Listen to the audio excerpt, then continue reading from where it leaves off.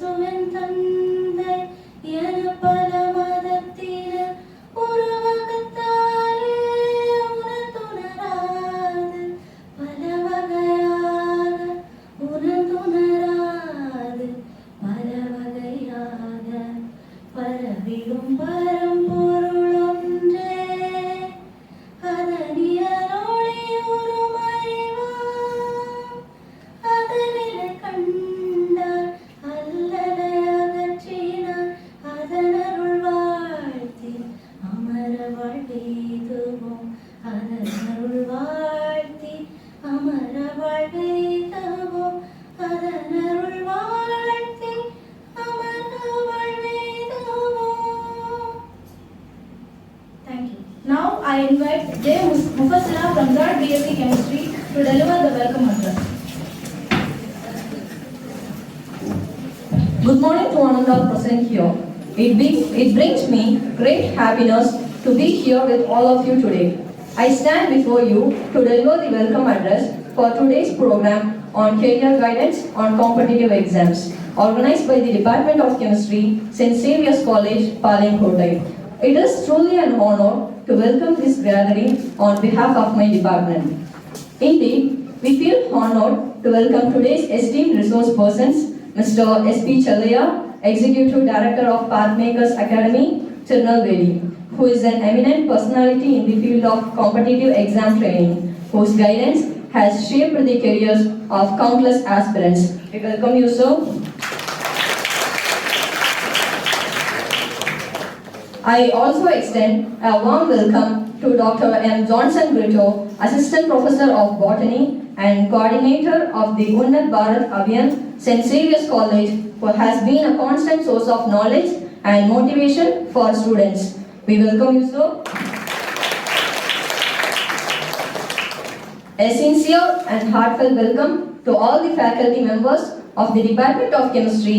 Your dedication, encouragement and support have helped shape today's program and continue to guide students in their academic journey.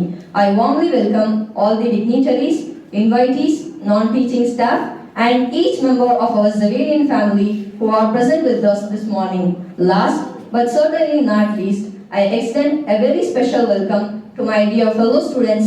Your enthusiasm, energy and eagerness to learn make events like this truly meaningful. Today's program is designed especially for us to help us understand the wide range of competitive examinations, explore career possibilities and receive guidance that can shape our future paths. As we gather here today, let us open our minds to new ideas, new opportunities and new ambitions. I hope today's session inspire each of us set higher goals and work with determination and discipline to achieve them. Once again, I extend a warm and wholehearted welcome to each and every one of you. Now, I request our head of the department, Dr. Stanley John Xavier, to present a shawl to the Mr. S.P. Challaya, Executive Director of Pathmakers Academy.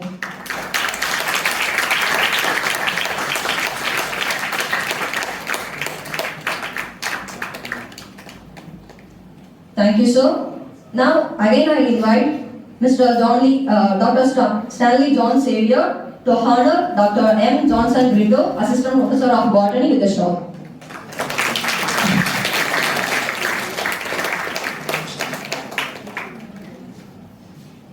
Thank you, sir, and thank you, everyone.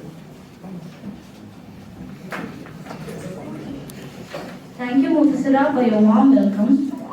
We are honored to have our distinguished resource persons with us today. Dr. M. Johnson Brito, Assistant Professor of Botany and Coordinator, Unnat Bharat Abhiyan, St. Xavier's College. We welcome you, sir. To introduce him, I welcome Anna Lakshmi from 3rd BSc Chemistry. We are honored to welcome our distinguished chief guest, Dr. M. Johnson Brito, Assistant Professor, Department of Botany, St. Xavier's College, Palankotai. Dr. Johnson Brito is a highly respected academician, researcher, and a social educator with rich experience in teaching, research, and community development.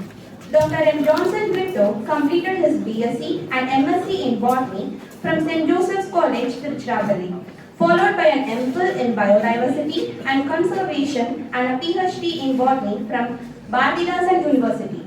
With over 13 years of teaching experience at UG and PG levels, he is known for his student-centered teaching and inspiring mentorship. He also serves in several leadership roles, coordinator of Unnat Bharat Abhinayan Program Officer of NSS, Standard Club Coordinator, IQAC member, and actively contributes to community outreach, green audits, village development programs, and student empowerment camps. His dedicated service has earned him several recognitions, including the Best Performer Coordinator Award UBA 2023-24, Dr. Sankara Vallinayagam Award 2023, Best Academician Award by Rotary Club 2024, and multiple Golden Achievements Award for the academic excellence. A committed teacher, an impactful researcher, a motivator, and a social contributor, Dr. M. Johnson Gritto stands as an inspiration to young learners and scholars. We are privileged to have him with us today, and I extend our warmest welcome to you, sir.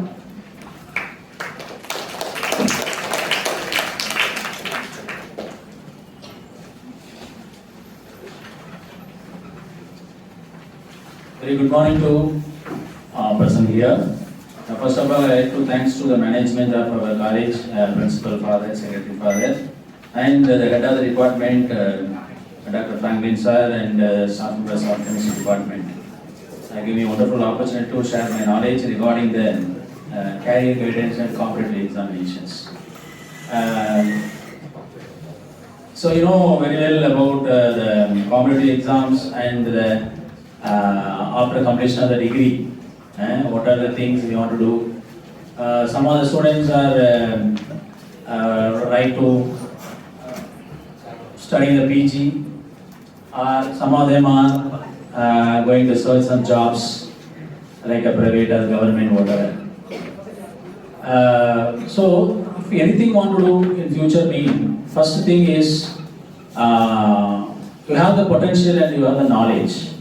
So your subject knowledge, that is the main thing. Okay. Today is my concern is the related to competitive exam, and also I am the coordinator of Xavier Academy. Everyone about the Xavier Academy I know, I think. You know Xavier Academy கேள்விப்பட்டிருக்கீங்களா? அப்படி ஒன்று இருக்குன்னு தெரியுமா? Yes.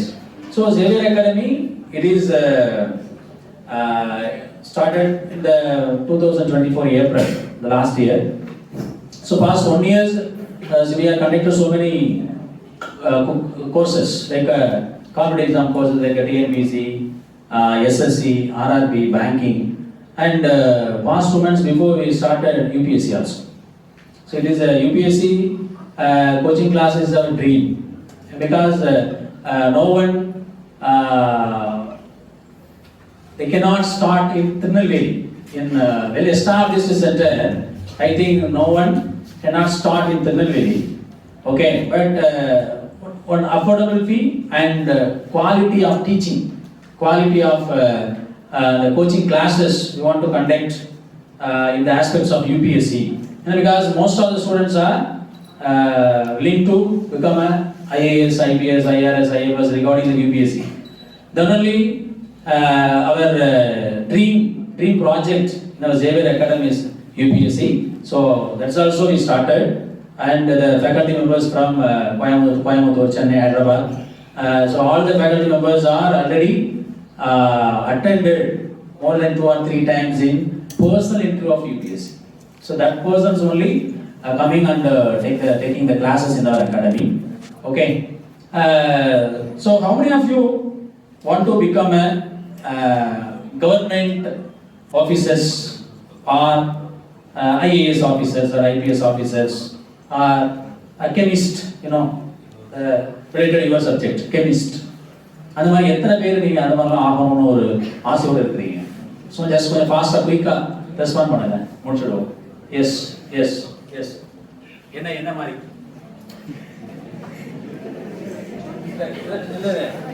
Sometime உங்களுக்கு ஒரு இது இருக்கும், என்னன்னா கையை தூக்கி தான் ஒன்று என்னன்னு கேட்க ஆரம்பிச்சுவாங்க. அதுக்கு கையை தூக்காமலே இருக்கலாம், அப்படிதானே? எஸ் நீங்கள் என்ன என்னவா ஆகணும்னு சொன்னீங்கல்ல, என்னவா ஆகணும்? Bank manager. Okay, bank manager. வேற எனிவன்? வேற யாராவது? சரி, ஒன்றும் இல்லை, சும்மா ஜஸ்ட் உங்களோட அந்த தாட் ப்ராசஸ் எப்படி இருக்குன்னு தெரிஞ்சுக்கிறதுக்காக தான் நான். பிகாஸ் பேஸ்ட் ஆன் தட் உங்களுக்கு சொல்லுவேன் நான், வேற ஒன்றும் இல்லை. Anybody boys? Actually you know one thing, கெமிஸ்ட்ரியில் வந்து ஜாப் ஆப்பர்ச்சுனிட்டி பயங்கரமாக இருக்கு. உங்களுக்கு தெரியுமா? I am botany, even though ரியாலிட்டின்னு ஒன்று இருக்குல்ல. Because one of my friend, he is a chemistry person. Now he is in Congo, Central Africa. காம்போல இருக்காரு. 3.5 lakh salary per month. Copper கம்பெனியில் ஒர்க் பண்ணிட்டு இருக்காரு. ஆக்சுவலி ஸ்டெர்லைட்ல இருந்தார் தூத்துக்குடி. ஸ்டெர்லைட் இஷ்யூ ஆகி க்ளோஸ் ஆனதுக்கப்புறம் அவர் சர்ச் பண்ணி அவர் வந்து இப்போ காம்போல okay 3.5 lakh salary per month copper கம்பெனியில். ஸோ அந்த மாதிரி கெமிஸ்ட்ரி படித்தவங்களுக்கு broad wide opportunities in universe field நிறைய அந்த மாதிரி இருக்கு. But other than this you want to become like because every one want to become ஏதாவது ஒரு கவர்மெண்ட் ஜாப் இருந்தால் நல்லா இருக்கும் சார், அப்படிதான் நினைக்கிறீங்க இல்லையா? ஒரு காலத்தில் சொல்லுவாங்க கால் காசுனாலும் கவர்மெண்ட் காசாக இருந்தால் நல்லா இருக்கும்னு சொல்லுவாங்க. ஆனால் இன்னைக்கெல்லாம் அப்படி இல்லை. என்ன, நீங்கள் வந்து ஒரு இண்டிபெண்டாக இருக்கும்போது you can earn more and more whatever you wish you can do. But ஒரு ரெஸ்ட்ரிக்டட் ஏரியாவுக்கு வந்துட்டீங்கன்னா யூ cannot do anything. அதுக்குள்ளே தான் இருக்க முடியும். But okay, that's not issue. But அந்த மாதிரி ஒரு ஆம்பிஷன்ஸ் இருக்கும். ஸோ அதுக்கு காமன் நீங்கள் வந்து இப்போ ஸ்டேட் கவர்மெண்ட், சென்ட்ரல் கவர்மெண்ட் இந்த ரெண்டு ஏரியாவில் எந்த ஒரு ஜாபுக்கு போனாலும் கண்டிப்பாக த்ரூ காம்படிட்டிவ் எக்ஸாம், வேற ஆப்ஷன் கிடையவே கிடையாது. ஓகே, நீங்கள் எங்கேயாவது டைரக்ட் அப்பாயின்மெண்ட், இப்போ ரீசெண்டாக இந்த போஸ்டரில் பண்ணுறாங்க. போஸ்டல் டிபார்ட்மெண்ட்டில் 10th வந்து நல்ல ஒரு 490 above எடுத்திருந்தீங்கன்னா உங்களுக்கு டைரக்டாக அப்பாயின்மெண்ட் கொடுக்குறாங்க. அதுதான் வேற எந்த ஒரு டிபார்ட்மெண்ட் நீங்கள் போனாலும் definitely through competitive exam. State government அப்படின்னா TNPC, Tamil Nadu public service commission. உங்களுக்கு டிஎன்பிசியை பொறுத்த வரைக்கும் குரூப் 1, குரூப் 2, குரூப் 4. அது குரூப் 2ல நிறைய கேட்டகரிஸ் இருக்கும், குரூப் 1ல கேட்டகரிஸ் இருக்கும். இது குரூப் 4 பொறுத்த வரைக்கும் 10th எலிஜிபிலிட்டி வந்து 10th eligibility. But group 1, group 2னா any graduate, any degree, UG degree is must. Group 1, group 1B, group 1C cadre இருக்கும். இது எல்லாமே டெபுட்டி கலெக்டர், தாசில்தார், ஆர்ஐ இந்த மாதிரி ஒரு கெசட்டட் ரேங்க் போஸ்டிங்ஸ், கிரீனிங் சைன் பண்ணக்கூடிய ஒரு போஸ்டிங்ஸ். சம்டைம் வந்து நம்ம டைரக்டா ஐஏஎஸ் முடிச்சு கலெக்டரா வந்து இருப்பாங்க, குரூப் 1 கேடர்ல பாஸ் பண்ணி ப்ரொமோஷன்ல கலெக்டராயும் வருவாங்க. ஸோ அந்த மாதிரியான ஆப்பர்ச்சுனிட்டிஸ் எல்லாமே உங்களுக்கு.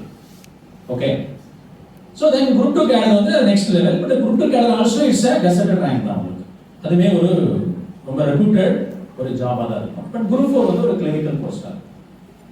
ஸோ இது எல்லாமே நம்ம சேவியர் அகாடமியில் பண்ணுறோம். குரூப் 1 பண்ணுறோம், குரூப் 1 தான் நாங்கள் எய்ம் பண்ணுறோம். ஏன்னா குரூப் 1 பண்ணாவே குரூப் 2, குரூப் 4 எல்லாமே அதுக்குள்ள உங்களுக்கு ஈஸியாக பண்ண முடியும் அப்படின்னால. So we are concentrated on group 1 competitive exam. 1 year கோர்ஸாக பண்ணுறோம் சேவியர் அகாடமியில். 1 year கோர்ஸ், 1 year கோர்ஸ்னால் 10 months வந்துடும். ஃபீஸ் வந்து 9,440 இன்க்ளூடிங் ஜிஎஸ்டி. ஓகே, கிளாஸஸ் வந்து மண்டே டு ஃப்ரைடே இருக்கும். அது வந்து ஷிஃப்ட் வைஸ். இப்போ ஷிஃப்ட் 1 அப்படின்னா ஆஃப்டர்நூன், ஷிஃப்ட் 2 மார்னிங். ஒரு 1 day ஃபைனல் டே அந்த ஃப்ரைடே வந்து ஒரு டெஸ்ட் இருக்கும். இதில் மீன் டைம் வந்து ஆன்லைன் கிளாஸஸும் பண்ணுவோம். ஹைபிரிட் பண்ணுவோம், ஆன்லைன்லேயே பண்ணுவோம். ஆன்லைன் வந்து some staff members from other part of Tamil Nadu அங்கே இதெல்லாம் எடுக்கிறாங்க இப்போ. ஏன்னா அவங்க டேரெக்டாக வர முடியாதுன்றதுனால in person. So they are taking through online classes, some specialized persons. Okay, so இது இப்போ நம்ம கரண்டில் ரிகார்டிங் த டிஎன்பிசி. அப்போ நீங்கள் ஸ்டேட் கவர்மெண்ட்குள்ள if you want to get any job அப்படின்னா டெஃபினெட்லி இந்த எக்ஸாம் கிளியர் பண்ணாமல் போக முடியாது. ஓகே, நெக்ஸ்ட் இதெல்லாம் போஸ்ட், அந்த என்ட்ரி போஸ்ட், நான் என்ட்ரி போஸ்ட், அந்த மாதிரியான நிறைய கேட்டகரிஸ் வந்து அது உங்களுக்கு வரும். பட் அது நீங்கள் கிளாஸஸ் வரும்போது இந்த ஸ்டாஃப் மெம்பர்ஸ் வந்து உங்களுக்கு அதை பற்றின டீட்டெயில் எக்ஸ்ப்ளனேஷன்லாம் கொடுத்து உங்களை கைட் பண்ணுவாங்க. ஓகே, நெக்ஸ்ட் இதெல்லாம் நம்ம போஸ்டிங்ஸ், சேலரி. உங்களுக்கு அந்த சேலரி என்ன மாதிரியான போஸ்ட் பாருங்க, sub register post, junior employment officer post, probation officer, department officer, different categories இருக்கு sir, different categories. Not only நீங்கள் வந்து ஒரு நம்ம பர்டிகுலர் டிபார்ட்மெண்ட் அப்படின்னா இல்லை, different departments are offer. Okay, next. So next SSC. Okay sir, TNPSC அப்படின்றது state government follow பண்ணுறோம். SSC staff selection commission அப்படின்வாங்க. ஸ்டாஃப் செலெக்ஷன் கமிஷனுங்கிறது சென்ட்ரல் கவர்மெண்ட் ரிலேட்டட் டிபார்ட்மெண்ட். மினிஸ்ட்ரியில் ஓகே அந்த மாதிரி சென்ட்ரல் கவர்மெண்ட் ரிலேட்டட் டிபார்ட்மெண்ட்ல if you want to working அப்படின்னா நீங்க வந்து எஸ்எஸ்சி போகணும். எஸ்எஸ்சில 3 கேட்டகரிஸ் இருக்கு. Okay, higher secondary level, even 10th பாஸ்மே இருக்கு. எஸ்எஸ்சி ஜிடின்னு சொல்லுவாங்க, அது வந்து 10th பாஸ். இப்போ நீங்க எல்லாமே you are eligible after 18 years if you completed me you are eligible to attend that exam. SSC 10th pass வச்சிருக்கீங்க, staff selection commission. Then 12th pass combined higher secondary level அப்படிமா CHS. So இதெல்லாமே என்னன்னா உங்களுக்கு central government department உள்ள clerical post அந்த மாதிரியான post இருக்கும். Then combined graduate level CGL. நீங்க any degree if you completed any degree or after completion of degree you can attend CGL exam. But இப்போவே நீங்க என்ன பண்ணலாம்னா நீங்க அந்த 10th and 12th level eligible exam try பண்ணலாம் நீங்க. ஓகே, இஃப் ஒருவேளை உங்களால முடியும்னா யூ கேன் கிளியர் அப்படின்னா you may get a job. otherwise just to try. SSC நம்ம பண்றோம் Xavier அகாடமில. SSC also we are conducting the classes. RRB க்கு SSC க்கு SSC கொஞ்சம் டிஃபரன்ஸா இருக்கும் சிலபஸ். ஏன்னா most of students are trying to RRB also, railway recruitment board also. நீங்க அதுதான் நாங்க சொல்றோம். நாங்க வந்து இப்ப என்னன்னா TNPSC செப்பரேட். ஏன்னா because TNPSC SSC க்கும் சிலபஸ் வந்து கம்ப்ளீட்லி வேரி ஆகும். பட் SSC RRB ரெண்டும் ஆல்மோஸ்ட் சிமிலரா இருக்கும். அதனால நாங்க கம்பைண்டா தான் நடத்துவோம். அதனால நீங்க வந்து SSC RRB கிளாஸ் வந்தாவே நீங்க 2 எக்ஸாம் நீங்க அப்ளை ஆகலாம். ரெண்டுமே நீங்க அப்ளை பண்ணலாம். இப்போ நிறைய ஸ்டூடண்ட்ஸ் இப்போ நான் எழுதுனா RRB நீங்க அதுக்கு மேல எழுதலாம். அப்போ ஏன்னா உங்களுக்கு அது சப்போர்ட்டா இருக்கும்.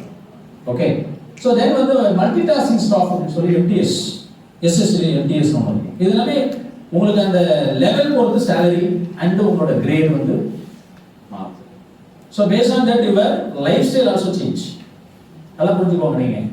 ஓகே, நீங்க வந்து ஒரு அதான் பொதுவாக சொல்லுவாங்க என்னன்னா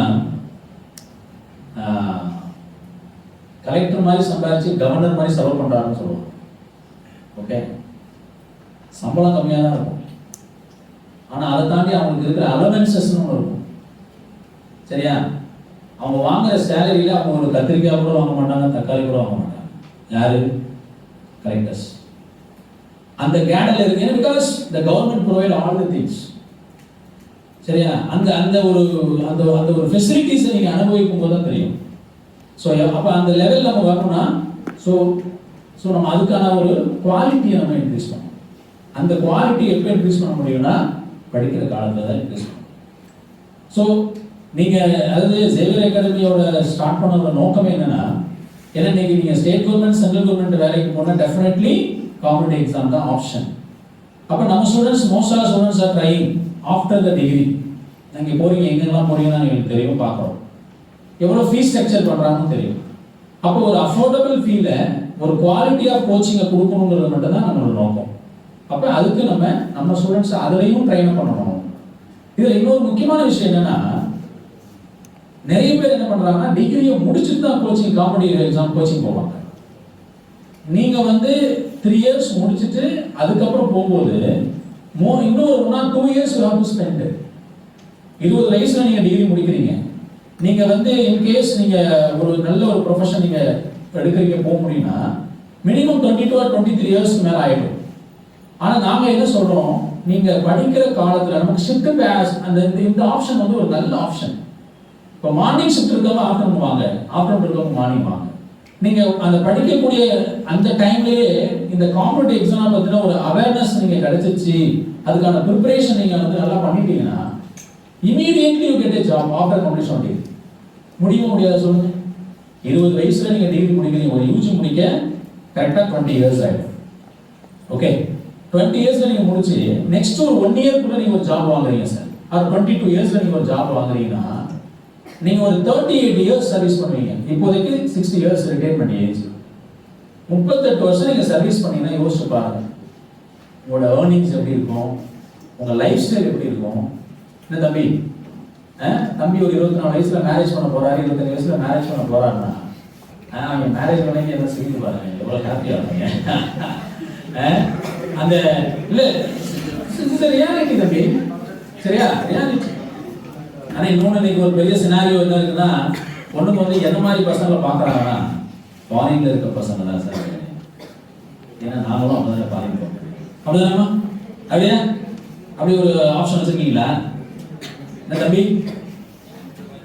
அப்படி ஒரு ஆப்ஷன் இருக்கு, கேள்விப்பட்டிருக்கீங்களா? என்னம்மா அப்படிதான் இருக்கியா? ஸோ இல்லை, ஏன்னா job is very important and salary is very important.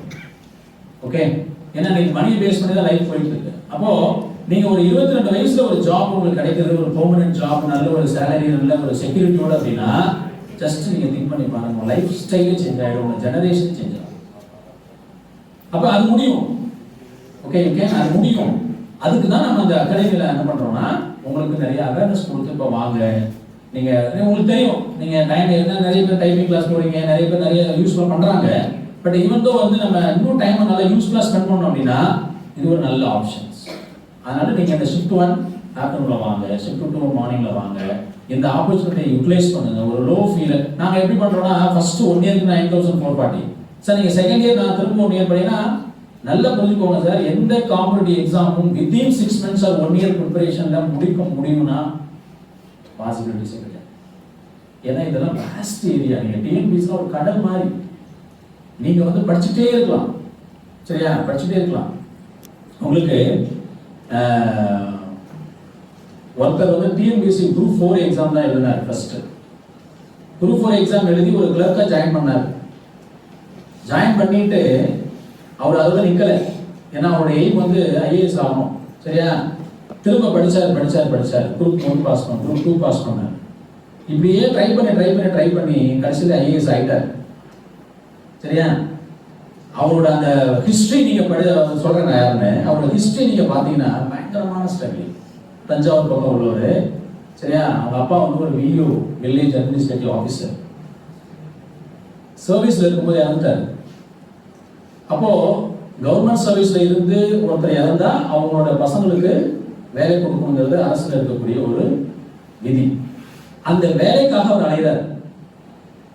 அவங்க அம்மா வந்து ஒரு கம்யூனிசம், அதனால இந்த லஞ்சம் கொடுக்கறதுல உடன்பாடு கிடையாது. ஆனா இங்க அது கொடுக்காம இது நடக்காது. அப்ப இவர் கலெக்டர் ஆஃபீஸ், தாலுகா ஆஃபீஸ் மாறி அலைஞ்சு அழுத்து போய் கடைசியில் ஒரு முடிவு எடுக்கிறார். இனி வந்து இந்த கலெக்டர் ஆஃபீஸ், தாலுகா ஆஃபீஸ் நம்ம வரணும்னா ஒரு ஆஃபீஸரா வரணும் அப்படின்ற ஒரு டிட்டர்மினேஷனோட அந்த ஊர்ல இருந்து ஒரு சின்ன லைப்ரரியில உட்காந்து படிச்சு கடைசியில அவர் எய்ம் பண்ண ஐஏஎஸ் ஆயிட்டு, சரியா? இப்போ ஐஏஎஸ் ஆகி அவர் ஒரு பக்கத்து டிஸ்ட்ரிக்ட்ல தான் கலெக்டரா இருக்காரு. அவர் அந்த கலெக்டர் ஆகிறதுக்கு முன்னாடி அவர் வந்து தமிழ்நாட்டில் இருக்கிற ஒட்டுமொத்த லைப்ரரியோட டைரக்டரா இருந்தார், இல்லம் தேடி கல்வியோட டைரக்டரா இருந்தார். இப்போ தூத்துக்குடி கலெக்டரா இருக்கார். இளம் பகவத் ஐஏஎஸ். நீங்க வந்து கூகுள்ல சர்ச் பண்ணிப்பா, இளம் பகவத் ஐஏஎஸ் போடுங்க. அவரோட லைஃப்ல எத்தனை எக்ஸாம் அவர் கிளியர் பண்ணிருக்காரு பாருங்க. எத்தனை எக்ஸாம். குரூப் 4 தான் ஃபர்ஸ்ட் அவர் நினைச்சது, வீட்டோட சாப்பாட்டுக்கு ஒரு வேலை வேணும், அதுக்கு குரூப் 4. அப்படியே ட்ரை பண்ணி ஒரு 6 attempt 5 attempt group 1 group 2 clear பண்ணிட்டு தான் ஃபைனலா குரூப் யூபிஎஸ்சி கிளியர் பண்ணிருக்காரு. இப்போ தூத்துக்குடியில் கலெக்டரா இருக்காரு. ஸோ இப்படி முடியும், இப்படி நம்மளால முடியும். ஓகே, ஸோ நீங்க அதுக்கான எஃபர்ட்ஸ், அதுக்கான ஒரு பேஸ் கொடுக்கறது தான் Xavier academy. Okay, so next not only TNPSC, SSC, police exam அதுக்கும் பண்றோம். SI and police 10th standard qualification வச்சு போலீஸ்க்கு எக்ஸாம் வைக்கிறாங்க. இப்போ முன்னெல்லாம் வந்து பிசிக்கல் டெஸ்ட் தான் வைப்பாங்க ஃபர்ஸ்ட். இப்போலாம் வந்து ரிட்டன் வச்சு தான் பிசிக்கல் பண்றாங்க. ஏன்னா அவங்களுடைய பிசிக்கல் ரிட்டன் இல்லாம இருந்தது ஒரு ஸ்டேஜ்ல, அப்புறம் ரிட்டன் கொண்டு வந்தாங்க. பிசிக்கல் முடிச்சு ரிட்டன் போனாங்க. பிசிக்கல்ல நல்ல ஹார்ட் ஒர்க் பண்ணி பையன் செலக்ட் ஆயிடுவான், ரிட்டர்ல போயிடுவான். அதனால ரிட்டன் வச்சு பிசிக்கல் பண்றான். அப்ப நீங்க ரிட்டர்ல செலக்ட் ஆனா பிசிக்கல்ல போக முடியும். அப்ப அதுக்கான கோச்சிங் நம்ம கொடுப்போம். ஓகே, அகாடமி நம்ம பண்றோம். அதே மாதிரி ரயில்வே, அதுல டெக்னிக்கல், நான் technical, 10th level, 12th level எல்லா கேட்டகரி ஆஃப் எக்ஸாமுக்குமே ஒரு கோச்சிங் கிளாஸஸ் நம்ம சேவியர் அகாடமில பண்றோம். அதுக்கான ஒரு அவேர்னஸ் கொடுக்குறோம்.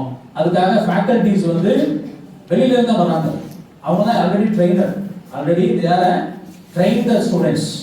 Okay, government employment office எடுக்கிறவங்க ஆல்ரெடி அவங்களுக்கு ஒரு more than 10 years 15 years experience இருக்கக்கூடிய அந்த ட்ரைனர்ஸ் அவங்க ட்ரெயின் பண்றாங்க. ஓகே. So next bank. இப்போ அவங்க சொன்னாங்க பேங்க்னு. சார் நீங்கள் யுவர் எலிஜிபிள், நீங்கள் வந்து ஆனால் பேங்க்குக்கு வந்து டெஃபினெட்லி எனி ஒன் டிகிரி வந்து யூஜி டிகிரி இருக்கணும். ஓகே. த்ரூஅவுட் த இயர் வந்து பேங்க்ல எக்ஸாம் கண்டக்ட் பண்ணிட்டே இருக்காங்க. ஐபிபிஎஸ்ல இருந்து நீங்கள் பார்த்தீங்கன்னா உங்களுக்கு வந்து கிளரிக்கல் இருந்து எஸ்பிஐ ஏகப்பட்ட எக்ஸாம்ஸ் வந்து பேங்கிங்ல பண்ணுறாங்க. நம்ம ஒரு 40 days நாங்கள் நடத்துகிறோம், ஒரு கிராஷ் கோர்ஸ் மாதிரி பேங்கிங்க்கு பண்ணோம். அந்த பேங்கிங் கிளாஸ் அட்டன் பண்ண ஒரு பொண்ணு இப்போ எம்காம் பண்ணுறாங்க நம்ம காலேஜில். அவங்க பிகாம் பண்ணும்போது வந்தாங்க, அந்த பொண்ணு கேட்டு கிளியர் பண்ணாங்க. இதுதான் சார் ஒரே கல்ல பழமாக அடிக்கிறது. நீங்கள் இங்கே படிக்கிறது எப்பவுமே வீணாக போகாது. நல்லா புரிஞ்சுக்கோங்க. உங்கள் நாலேஜை நீங்கள் டெவலப் பண்ண definitely one day it will give you. ஏதோ ஒரு இடத்துல உங்களுக்கு அது கொடுக்கும். அந்த அறிவு உங்களுக்கு எங்கே பயன்படும். அந்த பொண்ணு படித்தது பேங்கிங்க்கு, ஆனால் கிளியர் பண்ணுறது கேட்டேஸ். ஓகே. பிகாஸ் சுற்றி இந்த சிலபஸ்க்குள்ள கொஞ்சம் சின்ன வேரியேஷன்ஸ் இருக்கும், பட் மேஜராக உங்களுக்கு வந்து எங்கேயோ எடுக்கும். ஓகே. நெக்ஸ்ட் இது வந்து இந்த 2025ல பேங்கிங் எக்ஸாம்ஸ் எப்போ ரெஜிஸ்ட்ரேஷன், எப்போ கால்ஃபர் பண்ணாங்க, எப்போ நோட்டிஃபிகேஷன் எல்லாம். நீங்க வந்து அதான் சொல்றேன், நீங்க வந்து டிகிரி முடிச்சு பார்த்துக்கலாம் அப்படின்னு நீங்க நினைச்சீங்கன்னா உங்களுக்கான காம்படிஷன் அதிகமாகும். நல்லா புரிஞ்சுக்கோங்க. உங்களுடைய வயசு அதிகமாக நீங்க டிலே பண்ண காம்படிஷன் கேட்கலாம். ஓகே. அப்ப நீங்க இந்த அவேர்னஸ்னா நீங்க இப்பவே நீங்க பார்க்கணும். ஒரு ஃபர்ஸ்ட் இயர் ஓகே, ஒரு செகண்ட் இயர் ஓகே, ஒரு செகண்ட் இயர் வரும்போதே நம்ம என்ன பண்ணணும், next what is our next plan அப்படிங்கறத பிளான் பண்ணி எல்லாமே உங்களுக்கு கூகுள்ல இருக்கு, உங்க கையிலே இருக்கு எல்லாமே. என்னென்ன காம்படிட்டிவ் எக்ஸாம்ஸ் இருக்கு, அதுக்கான eligibility, what is the syllabus, நான் எதுக்கு குவாலிஃபைட் ஆவேன், எனக்கு என்ன விருப்பம் இருக்கு, நான் எதில் போகணும்னு நினைக்கிறேன், இது எல்லாத்தையும் இங்கே டிசைட் பண்ணணும். இதை டிசைட் பண்ணிட்டு அதுக்கப்புறம் ஒரு கோலை ஃபிக்ஸ் பண்ணணும். சரியா? அதுக்கப்புறம் எங்கே வரணும், ஜேவியர் அகாடமிக்கு வரணும். சரியா? நான் வந்து ஜேவியர் அகாடமி கேன்வாஸ் பண்ணுறதுக்கு வரல, ஜேவியர் அகாடமி பற்றி ஆள் இருக்கிறதுக்கு தான் வரல. ஸோ இதில் ஒரு பிளாட்ஃபார்ம் உங்களுக்கு, அதாவது வேற ஒன்றும் கிடையாது, ஒரு ஆப்பர்ச்சுனிட்டி. நான் அதுதான் நான் சொல்லுவேன் எப்போ சொல்லுவேன், நாங்கள் யூஜி படிக்கும் போதோ பிஜி படிக்கும் போது இப்படி ஒரு அகாடமி இருந்து எங்களுக்குலாம் சொல்லியிருந்தா நாங்கள் எங்கேயாவது மாவட்ட கலெக்டராக இருந்திருப்போம். இங்கே வந்து என்ன பண்ணுறோம், இங்கே வந்து இப்படி தட்டிக்கிட்டே இருக்கிறோமே அப்படின்னு. சரியா? சீரியஸ் தெரியும், ஏன்னா அவேர்னஸ் கிடையாது, ஏன்னா எக்ஸாம் தெரியாது. But we are creating opportunity, so we are ready to guide you. Okay. நாங்கள் சொல்றது என்னது, make use of this opportunity. அதுதான் நெக்ஸ்ட். எஸ், யூபிஎஸ்சி ஜஸ்ட் ஒரு அவுட்லைன் பண்ண சொல்றேன் உங்களுக்கு, ஏன்னா ரொம்ப அதை பற்றி ரொம்ப பேச சொல்லுவோம். யூபிஎஸ்சி பொறுத்தவரை என்னன்னா ஒரு 5 attempt தான் நீங்கள் அடிக்க முடியும், அதுக்கு ஒரு ஏஜ் லிமிட் வேறு இருக்கு. ஓகே. அதில் வந்து ஃபர்ஸ்ட் ப்ரிலிமினரி எக்ஸாம் செலக்ட் ஆனாதான் மெயின் எக்ஸாம் செலக்ட் ஆனாதான் பர்சனல் இன்டர்வியூ போகும். இப்போ நமக்கு யூபிஎஸ்சிக்கு எடுத்துட்டு இருக்கிறவங்க வந்து நாங்கள் வந்து யூபிஎஸ்சி வந்து 10 months கோர்ஸ் ஸ்பிரிண்ட்ஸ்க்காக பண்ணுறோம். 50,000 ஃபீஸ் அந்த 10 monthsக்கு. 50,000லாம் பண்ணவே முடியாதுங்க. 50,000ல நீங்கள் படிக்க முடியாது. நீங்கள் வந்து சென்னையா டெல்லி போனீங்கன்னா சரியா, உங்களுக்கான ஃபீ மட்டுமே 1.5 lakhs இருக்கும் ஒரு 1 year நீங்கள் பிரின்ஸ் பண்ணுறது. இன்னொன்று உங்களுக்கு தெரியுமா, நீங்கள் டிகிரி முடிச்சுட்டு நம்ம தமிழ்நாடு கவர்மெண்ட் வந்து யூபிஎஸ்சிக்கு ஃப்ரீ ட்ரைனிங் கொடுக்குறாங்க. அதுக்கு ஒரு எக்ஸாம் வைப்பாங்க. அந்த எக்ஸாம் நீங்கள் கிளியர் பண்ணீங்கன்னா வித் ஸ்டைஃபண்ட் வித் ஃபுட் அகாமடேஷனோட ஃப்ரீ யூபிஎஸ்சி போச்சு கைட் பண்ணுறாங்க, தமிழ்நாடு கவர்மெண்ட் பண்ணுறாங்க. சரியா? நீங்கள் அதெல்லாம் சர்ச் பண்ணி பார்க்கணும். நீங்கள் அதை என்னால் நிறைய பணம் செலவு பண்ண முடியாது சார், ஆனால் I want to become any kind of UPSC officers அப்படிங்கும்போது இந்த ஆப்ஷன் இருக்கு உங்களுக்கு. நிறைய பேர் படிக்கிறாங்க சென்னையில், அதுக்கு ஒரு ஹாஸ்டல் இருக்கு, அங்கெல்லாம் ஸ்டே பண்ணி ஃபுட் அகாமடேஷன் கொடுத்துருவாங்க, ஃப்ரீ ட்ரைனிங் சார். நீங்கள் டைரக்ட் என்ட்ரி போகிற வரைக்கும் தே ஆர் சப்போர்ட். ஆனால் அதுக்கு ஒரு எக்ஸாம் இருக்கு, ஸ்கிரீனிங் டெஸ்ட், அதை பாஸ் பண்ணால் மட்டும்தான் நீங்கள் போக முடியும். அப்போ அது என்ன டெஸ்ட், அதுக்கு நான் என்ன எப்படி நான் எக்யூப் பண்ணுறது, இதை நீங்கள் சர்ச் பண்ணுங்க. அதெல்லாம் சொல்கிறோம் என்னன்னா கொஞ்சம் அவேராக இருங்க. சரியா? உலகம் ரொம்ப பெருசு, நிறைய வாய்ப்புகள் இருக்கு. அப்போ அந்த வாய்ப்புகளை உங்களுக்காக தான் மாற்றணும்னா நீங்கள் கொஞ்சம் யோசிக்கணும், அதுக்கான எஃபர்ட் இப்போ போடணும்.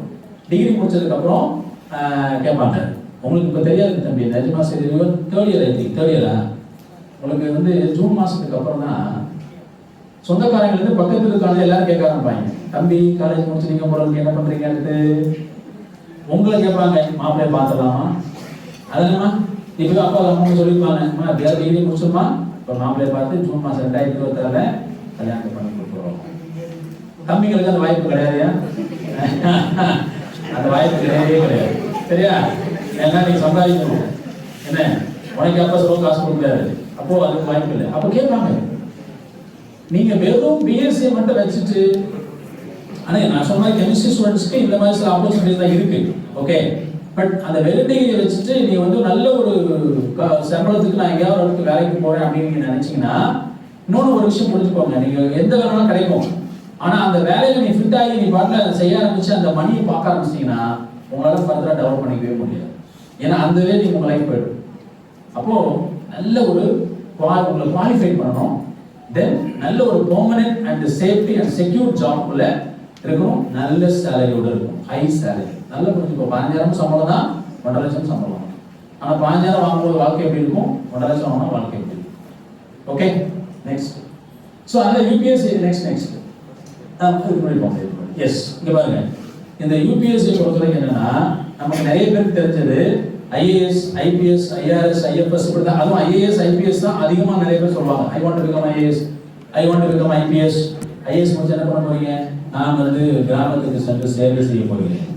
இப்பெல்லாம் நிறைய நம்ம சொல்லுவோம், நிறைய ஆசை இருக்கும், என்ன. ஆனா ஐஏஎஸ், ஐபிஎஸ் மட்டும் தான் கிடையாதுங்க, நிறைய கேட்டகரிஸ். இந்த எல்லா கேட்டகரிக்குமே ஈக்குவல் சேலரி தான், but depends upon the position. Some priorities and some allowances may differ. கலெக்டராக இருக்கிற அலவன்ஸும் ப்ரையாரிட்டியும் ஒரு ஐபிஎஸ் இருக்குமானா இருக்காது. ஏன்னா ஐபிஎஸ் ஐஏஎஸ் பார்த்து சொல்லி கிடைக்கும், ஆனா ரெண்டு பேரும் ஒன்றா தான் வந்திருப்பாங்க, என்ன. ஆனா அந்த கேடர் மாறும்போது சில ப்ரையாரிட்டிஸ் அண்ட் அலவன்ஸஸ் சேஞ்ச் ஆகும். அதர்வைஸ் பேசிக் சேலரி வந்து எல்லாத்துக்குமே சேம் தான். அதனால நம்ம இது வந்து என்னன்னா, based on your cut off, based on your marks, அதை பொறுத்து தான் இந்த டிபார்ட்மெண்ட் வந்து சூஸ் பண்ணுவாங்க. ஓகேவா? அப்ப நீங்க அதை மட்டும் எய்ம் பண்ண வேண்டியதில்லை, இது நிறைய ஏரியாஸ் அண்ட் டிபார்ட்மெண்ட்ஸ் இருக்கு, நீங்க அதெல்லாத்தையும் நீங்க பண்ணலாம். ஸோ இது எல்லாத்தையும் நீங்க நல்லா டீட்டெயிலா தெரிஞ்சுக்கணும். இதை பத்தின ஒரு மோர் அவேர்னஸ் உங்களுக்கு வேணும்னா எங்க வரணும், எங்க வரணும், இல்லைங்க. நீங்க கிளாஸுக்கு வரீங்களோ இல்லையோ, இந்த மாதிரியான டவுட்ஸ் அண்ட் கிளாரிஃபிகேஷன் அவேர்னஸ் உங்களுக்கு தெரியும்னா வாங்க, நாங்க இருக்கோம், ஹெல்ப் பண்ணுவோம், கைட் பண்ணுவோம். ஓகேவா? நெக்ஸ்ட் ஐ திங்க் அவ்வளோதான். நெக்ஸ்ட் சிலபஸ் நெக்ஸ்ட் ஏதாவது இருந்தால் நீங்கள் கேட்கலாம், இல்லைன்னா முடிச்சிடலாம். ஐ திங்க் புரிஞ்சுன்னு நினைக்கிறேன். TNPC, SSC, RRB, banking, police exams, okay, ஃபைனலா யூபிஎஸ்சி.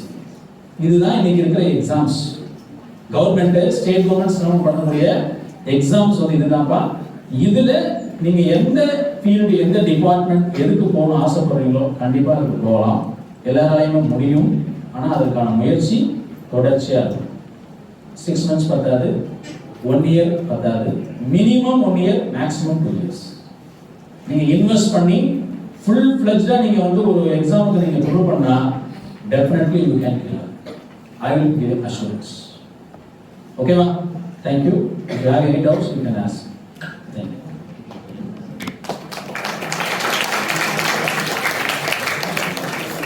ஏதாவது சந்தேகம் இருந்தால் நீங்கள் கேட்கலாம்ப்பா, இல்லைன்னா முடிச்சிடலாம். ஏன்னா நீங்கள் எங்களுக்கு நிறைய மீட்டிங்ஸாக இருக்குது. Yes yes sir, S.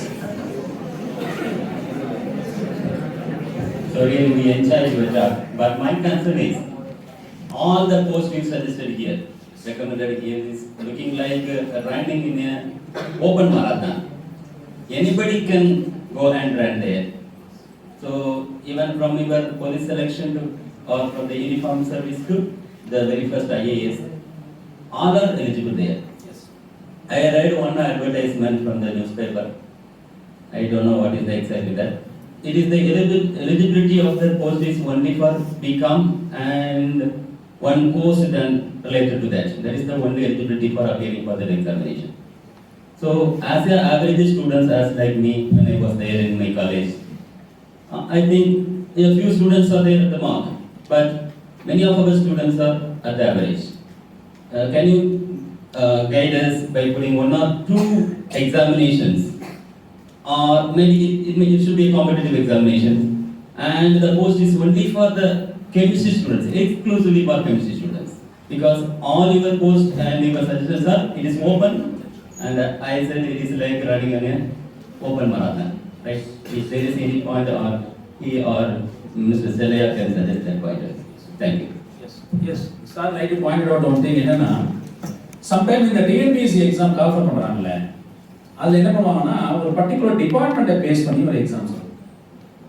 அதில் எலிஜிபிலிட்டியை போட்டுருவாங்க. எலிஜிபிலிட்டி வந்து only the commerce students, only the chemistry students, only the botany students. இப்போ அந்த ஃபாரஸ்ட் ரிலேட்டடான சில எக்ஸாம்ஸ் வரும், ஃபாரஸ்ட் டிபார்ட்மெண்ட் ரிலேட்டட் எக்ஸாம்ஸ் வரும், கார்டு எக்ஸாம்ஸ் அந்த மாதிரி வரும், ரேஞ்சர் எக்ஸாம்ஸ் அந்த மாதிரி வரும். அப்போ அதில் பாட்னிக்கு ப்ரையாரிட்டிஸ் கொடுப்பாங்க. ஓகே, அது மாதிரி சம்டைம் கெமிஸ்ட் சம் லெபார்டரிஸ் ரிலேட்டடான போஸ்டிங்ஸ் வரும். ஆனால் பட் அது ரேராக இருக்கும், ரொம்ப மினிமமாக இருக்கும், அவ்வளோதான். ஏன்னா உங்களுக்கு அது கம்மியான போஸ்டிங்ஸ் தானே இருக்கும், அப்போ கொஞ்சம் மினிமமாக இருக்கும். இன்னும் எக்கனாமிக்ஸ் வந்து நம்ம நிறைய நேரங்களில் எக்கனாமிக்ஸ் ரொம்ப வீக்காக நினைப்போம்.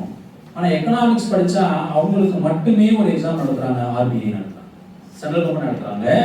நீங்கள் வந்து finance department, central government finance டிபார்ட்மெண்ட்டுக்கு செலக்ட் பண்ணுற கேண்டிடேட்ஸ் வந்து ஃப்ரம் எக்கனாமிக்ஸ். அது அவங்களுக்குனே ஸ்பெஷல் ஒரு எக்ஸாம் இருக்குது. ஓகே, இப்போ என்னோட பொண்ணு வந்து பிஎஸ்சி ஹார்ட்டி படிக்கிறாங்க டிஎன்ஏவில். நான் ஹார்ட்டி சேர்த்ததுக்கான ரீசன் என்னன்னா அக்ரிகல்ச்சர், அதை சேர்த்ததுக்கான ரீசன் என்னன்னா நான் வந்து அவங்கள ARS agriculture research scientist that's equal to IAS. இதில் வந்து அக்ரி ஸ்டூடெண்ட்ஸ் வந்து மேக்ஸிமம் யூபிஎஸ்சி கிளியர் பண்ணுவாங்க. அதுக்கு நிறைய எக்ஸாம்பிள்ஸ் நம்ம சைலேந்திர பாபு, இளையன் எல்லாமே இருக்காங்க, எல்லாமே they are from agri based தான் கிராஜுவேட்ஸ். என்ன ரீசன் அப்படின்னா நம்ம நீங்கள் படிக்கிறீங்க ஒரு 6 பேப்பர்ஸ், ஆனால் அவங்க வந்து 12 பேப்பர்ஸ் படிப்பாங்க ஒரு semester. 12 papers 4 years professional course hearts. சரியா, அவங்க வந்து ஆல்மோஸ்ட் யூபிஎஸ்சி சிலபஸோட 75% அவங்க படிப்பாங்க. அதனால தான் அங்கே ஒழுங்காக படித்தாங்கன்னா, நல்லா படித்தாங்கன்னா தே கேன் கிளியர். பட் நான் வந்து என்னோட எய்ம் என்னன்னா, இப்போ அக்ரி படித்தவங்களுக்கு அக்ரிகல்ச்சர் ஆஃபீஸர் பேங்க்குக்காக நடத்துவாங்க, அது எஸ்பெஷலி அக்ரி ஸ்டூடெண்ட்ஸ்க்காக நடத்துவாங்க. ஓகே, இப்போ இதில் என்னன்னா நான் யோசிச்சது என்னன்னா, ஒரு குரூப் 4 எக்ஸாம், குரூப் 2 எக்ஸாம் எழுதும்போது 4 லட்சம் பேர் அட்டன் பண்ணுவாங்க, அப்ளை பண்ணுவாங்க ஒரு 4000 சம்திங் போஸ்டிங். ஆனால் இப்போ இவங்களுக்காக அக்ரி அண்ட் ஹார்ட்டிக்காக நடத்துகிற எக்ஸாமில் ஒன்லி அவங்க மட்டும் தான் இருக்கும். அப்போ என்ன ஆகுதுன்னா அங்கே வந்து காம்படிஷன் வந்து சார்ஸ் வந்து ஓப்பன் மேரத்தானில் போக முடியாது, அங்கே வந்து ரெஸ்ட்ரிக்ட் ஆகிடும், காம்படிஷன் ரெஸ்ட்ரிக்ட் ஆகிடும்.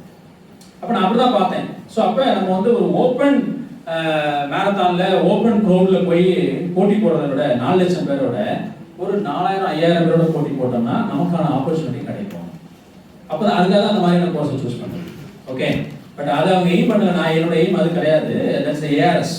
சரியா, ஆனால் மீன் டைமில் பண்ணும்போது அப்போ என்னன்னா ஒரு பர்டிகுலர் ஏரியாவுக்கு மட்டும் சம்டைம் சில நேரங்களில் கால் ஃபார் வரும்.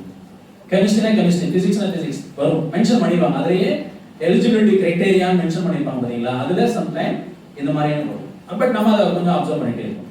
நம்ம அப்சர்வ் ஓப்பன் காமன் இதுலேயே நம்ம பண்ணோம், பர்டிகுலர் நமக்கானதும் வரும்.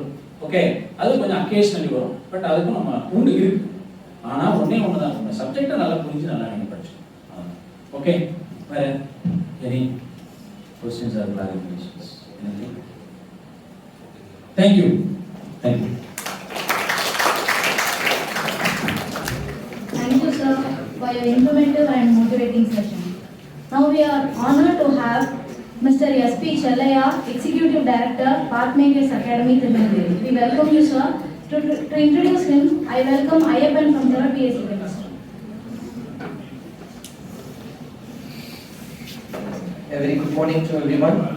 Today's career guidance program becomes truly meaningful because of the presence of our chief guest and resource person, Mr. S.P. Chellaya. Mr. S.P. Chellaya is an executive director of Pathmakers Academy and director of Pathmakers Tuition Center, a name that has guided civil service aspirants for the past 10 years and helped many achievements to achieve government positions. He had also been actively mentoring students for NEET and JEE and had handled civil service coaching in institutions like Rosemary College and Stella Maris College of Engineering. He has also been actively entering the academic and mentoring world. He spent 3 years in pharmaceutical research and development. where he even devised a novel step in drug manufacturing.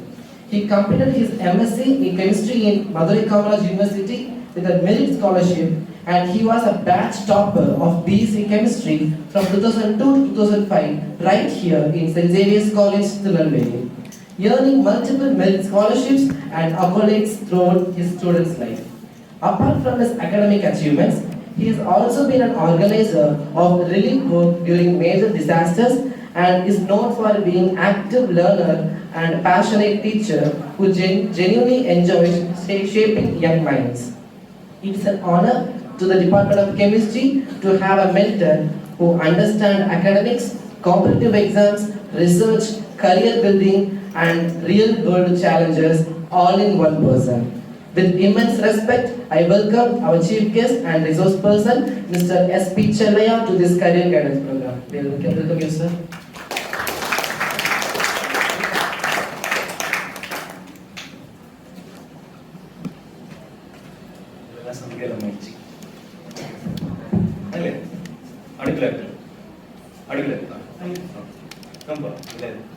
இப்போ வந்து இந்த sir வந்து எளிதாக சில aspects சொன்னாங்க. நான் உங்களுக்கு இந்த காம்படிட்டிவ் எக்ஸாம்ஸ் பற்றி சில ஆஸ்பெக்ட்ஸ் நான் உங்களுக்கு சொல்ல விரும்புகிறேன். அதேமாதிரி நம்ம ஒரு காம்படிட்டிவ் எக்ஸாம்ஸ் நம்ம டிசைட் பண்ணுறோமா, இல்லை இதில் நீங்கள் எல்லாரும் அடுத்து டிகிரி முடிச்சு என்ன பண்ணணுங்கிறத பிளான் பண்ணுங்க. இந்த டைமில் ஃபர்ஸ்ட் இயரில் இருக்கிறீங்க, இல்லை ஃபைனல் இயர் இருக்கீங்கன்னா நீங்கள் டிசைட் பண்ணி ஆகணும். நான் என்ன இந்த இதில் நான் உங்களுக்கு என்ன சொல்ல ட்ரை பண்ணுறேன் அப்படின்னா, உங்களுக்கு வந்து காம்படிட்டிவ் எக்ஸாம்ஸ் பற்றி சில ஆஸ்பெக்ட்ஸ் நான் உங்களுக்கு எனக்கு சொல்கிறேன். சரி, இதில் ஏன் சிவில் சர்வீஸ், நான் ஒரு சிவில் சர்வீஸ் கோச்சிங்கில் தான் இருக்கேங்கிறதுனால உங்களுக்கு சிவில் சர்வீஸ் எக்ஸாம்ஸ் பற்றி சில ஆஸ்பெக்ட்ஸ் நான் உங்களுக்கு சொல்கிறேன். அதுக்கப்புறம் நான் உங்களுக்கு எஸ்எஸ்சி எக்ஸாம்ஸ் பற்றி சில ஆஸ்பெக்ட்ஸ் நான் சொல்கிறேன். நீங்கள் எது டவுட்ஸ் வந்தால் கேட்டுக்கலாம். எனக்கு வந்து 12:15 வைண்ட் அப் பண்ண சொல்லியிருக்காங்க. நான் ஓகே கரெக்டாக 12:15 இருக்கிறேன். ஓகே நம்ம போகலாம். இதில் ஃபர்ஸ்ட் வந்து உங்களுக்கு ஏன் சிவில் சர்வீஸ், நான் வந்து ஏன் சிவில் சர்வீஸ் ப்ரிப்பேர் பண்ணணும், ஆர் நான் ஒரு கவர்மெண்ட் எக்ஸாம்ஸ் சார் சொன்னாங்க, நான் சிவில் சர்வீஸ் அப்படின்னு நான் சொல்றேன். பொதுவாக ஜெனரலாக நம்ம மீதி போகிற வேலைகள் எல்லாமே ஜாப் தான். சரியா, இங்கே பண்ணுறது வந்து சிவில் சர்வீஸ். அந்த டெர்மினாலஜி பார்த்தீங்கன்னா சிவில் சர்வீஸ். நீங்கள் என்ன பண்ண போறீங்கன்னா இந்த கண்ட்ரிக்கு சர்வ் பண்ணுறீங்க. சரி, ஓகேவா? அப்போ அப்படி ஒரு ஜாப்க்கு நீங்கள் போகணும்னு நினைக்கிறீங்களா அப்படின்னு நம்ம வந்து இவ்வளோ நாள் நம்ம வந்து நீங்கள் 16 இயர்ஸ் இல்லை ஒரு 18 இயர்ஸ் இருக்கிறோம் அப்படின்னா இந்த சொசைட்டில நம்ம நிறைய வாங்குறோம். அப்படிதானே? உங்களுக்கு ஒரு சப்சிடைஸ் காஸ்ட்ல எஜுகேஷன் கிடைக்குன்னா யாரோ ஒருத்தர் கஷ்டப்படுறாங்க, அவங்க டாக்ஸ் பே பண்றாங்க, அந்த டாக்ஸேஷன் நம்மள சப்சிடைஸ் நம்ம எஜுகேஷன். அப்படிதானே? அப்போ நம்மளுக்கு என்ன பொறுப்பு இருக்குன்னா அவங்களுக்கு அதை திருப்பி கொடுக்க வேண்டிய பொறுப்பு நமக்கு இருக்கு. அவங்களோட வாழ்வாதாரத்தை உயர்த்துறதோ இல்ல அவங்களோட நிலையை உயர்த்துறதுக்கோ நமக்கு ஒரு கடமை இருக்குன்னு நான் சொல்றேன். சரி, அப்போ அதெல்லாம் நீங்க இது மூலமா பண்ணலாம். சரி, ஒரு ஜாப் வந்து ஒரு வேலைங்கிறது மானிட்டரி வைஸா பாக்குறதுங்கிறது கடைசி தான். எனக்கு இது சம்பளம் தருது அப்படிங்கிறதுக்காக நம்ம என்ன வேலையும் செய்ய முடியுமா? இல்ல. அப்படிதான் ஒரு வேலை உங்களுக்கு என்ன தரணும், முதல்ல அது ஒரு மரியாதையை தரணும், ஒரு சாட்டிஸ்பாக்சனை கொடுக்கணும். அப்படிதான். அதே மாதிரி அது ப்ரொடக்டிவா இருக்கா அப்படிங்கறத நம்ம பார்க்கணும். இதெல்லாம் பார்த்து கடைசியில தான் என்ன வருதுன்னா சேலரிங்கிறது வருது நான் நினைக்கிறேன். சரி, அப்போ இந்த எக்ஸாம்ஸ் உங்களுக்கு என்னெல்லாம் கொடுக்கும் அப்படின்னா இந்த எக்ஸாம்ஸ் வந்து மெயினா ஒரு ரெஸ்பெக்டை கொடுக்கும். கண்டிப்பா ஒரு சாட்டிஸ்பாக்சன். அப்படிதான். ஒரு கஷ்டப்படுறவங்களை நம்ம மேடை இருக்கிறோம் அப்படிங்கும் போது அது ஒரு சாட்டிஸ்பாக்சன் இருக்கு. நீங்க ஒரு சிவில் சர்வெண்டா இருக்கிறீங்க, அது ஒரு குரூப் 1 குரூப் 2 ஆஃபீஸரா இருக்கீங்கன்னா நீங்க போடுற கையெழுத்து ஒருத்தரோட வாழ்க்கையை மாறும். சரி, நீங்க வந்து ஒரு விதவைக்கான பென்ஷன் கொடுக்குறீங்க, ஒரு இவங்களுக்கான ஸ்காலர்ஷிப் கொடுக்குறீங்க அப்படின்னா அந்த ஸ்காலர்ஷிப் அவங்களோட வாழ்க்கையை மேடு. அப்படிதான். சரி, அதனால அதே மாதிரி சர்வீஸ்க்கு நீங்க ரெடியா இருக்கீங்களா, அதே மாதிரி நான் சர்வ் பண்ண விரும்புறேனா அப்படின்னு பாருங்க. சரி, அப்போ அதே மாதிரி தான் நீங்க இருக்கிறீங்க, நான் கஷ்டப்படுறவங்களுக்கு ஏதாவது செய்யணும்னு நினைக்கிறேன் அப்படின்னா நீங்க சிவில் சர்வீஸ் கண்டிப்பா civil service examination IAS exam, TNPC group 1 group 2 இதே மாதிரி எக்ஸாம்ஸ் தான் நீங்க எழுதலாம்.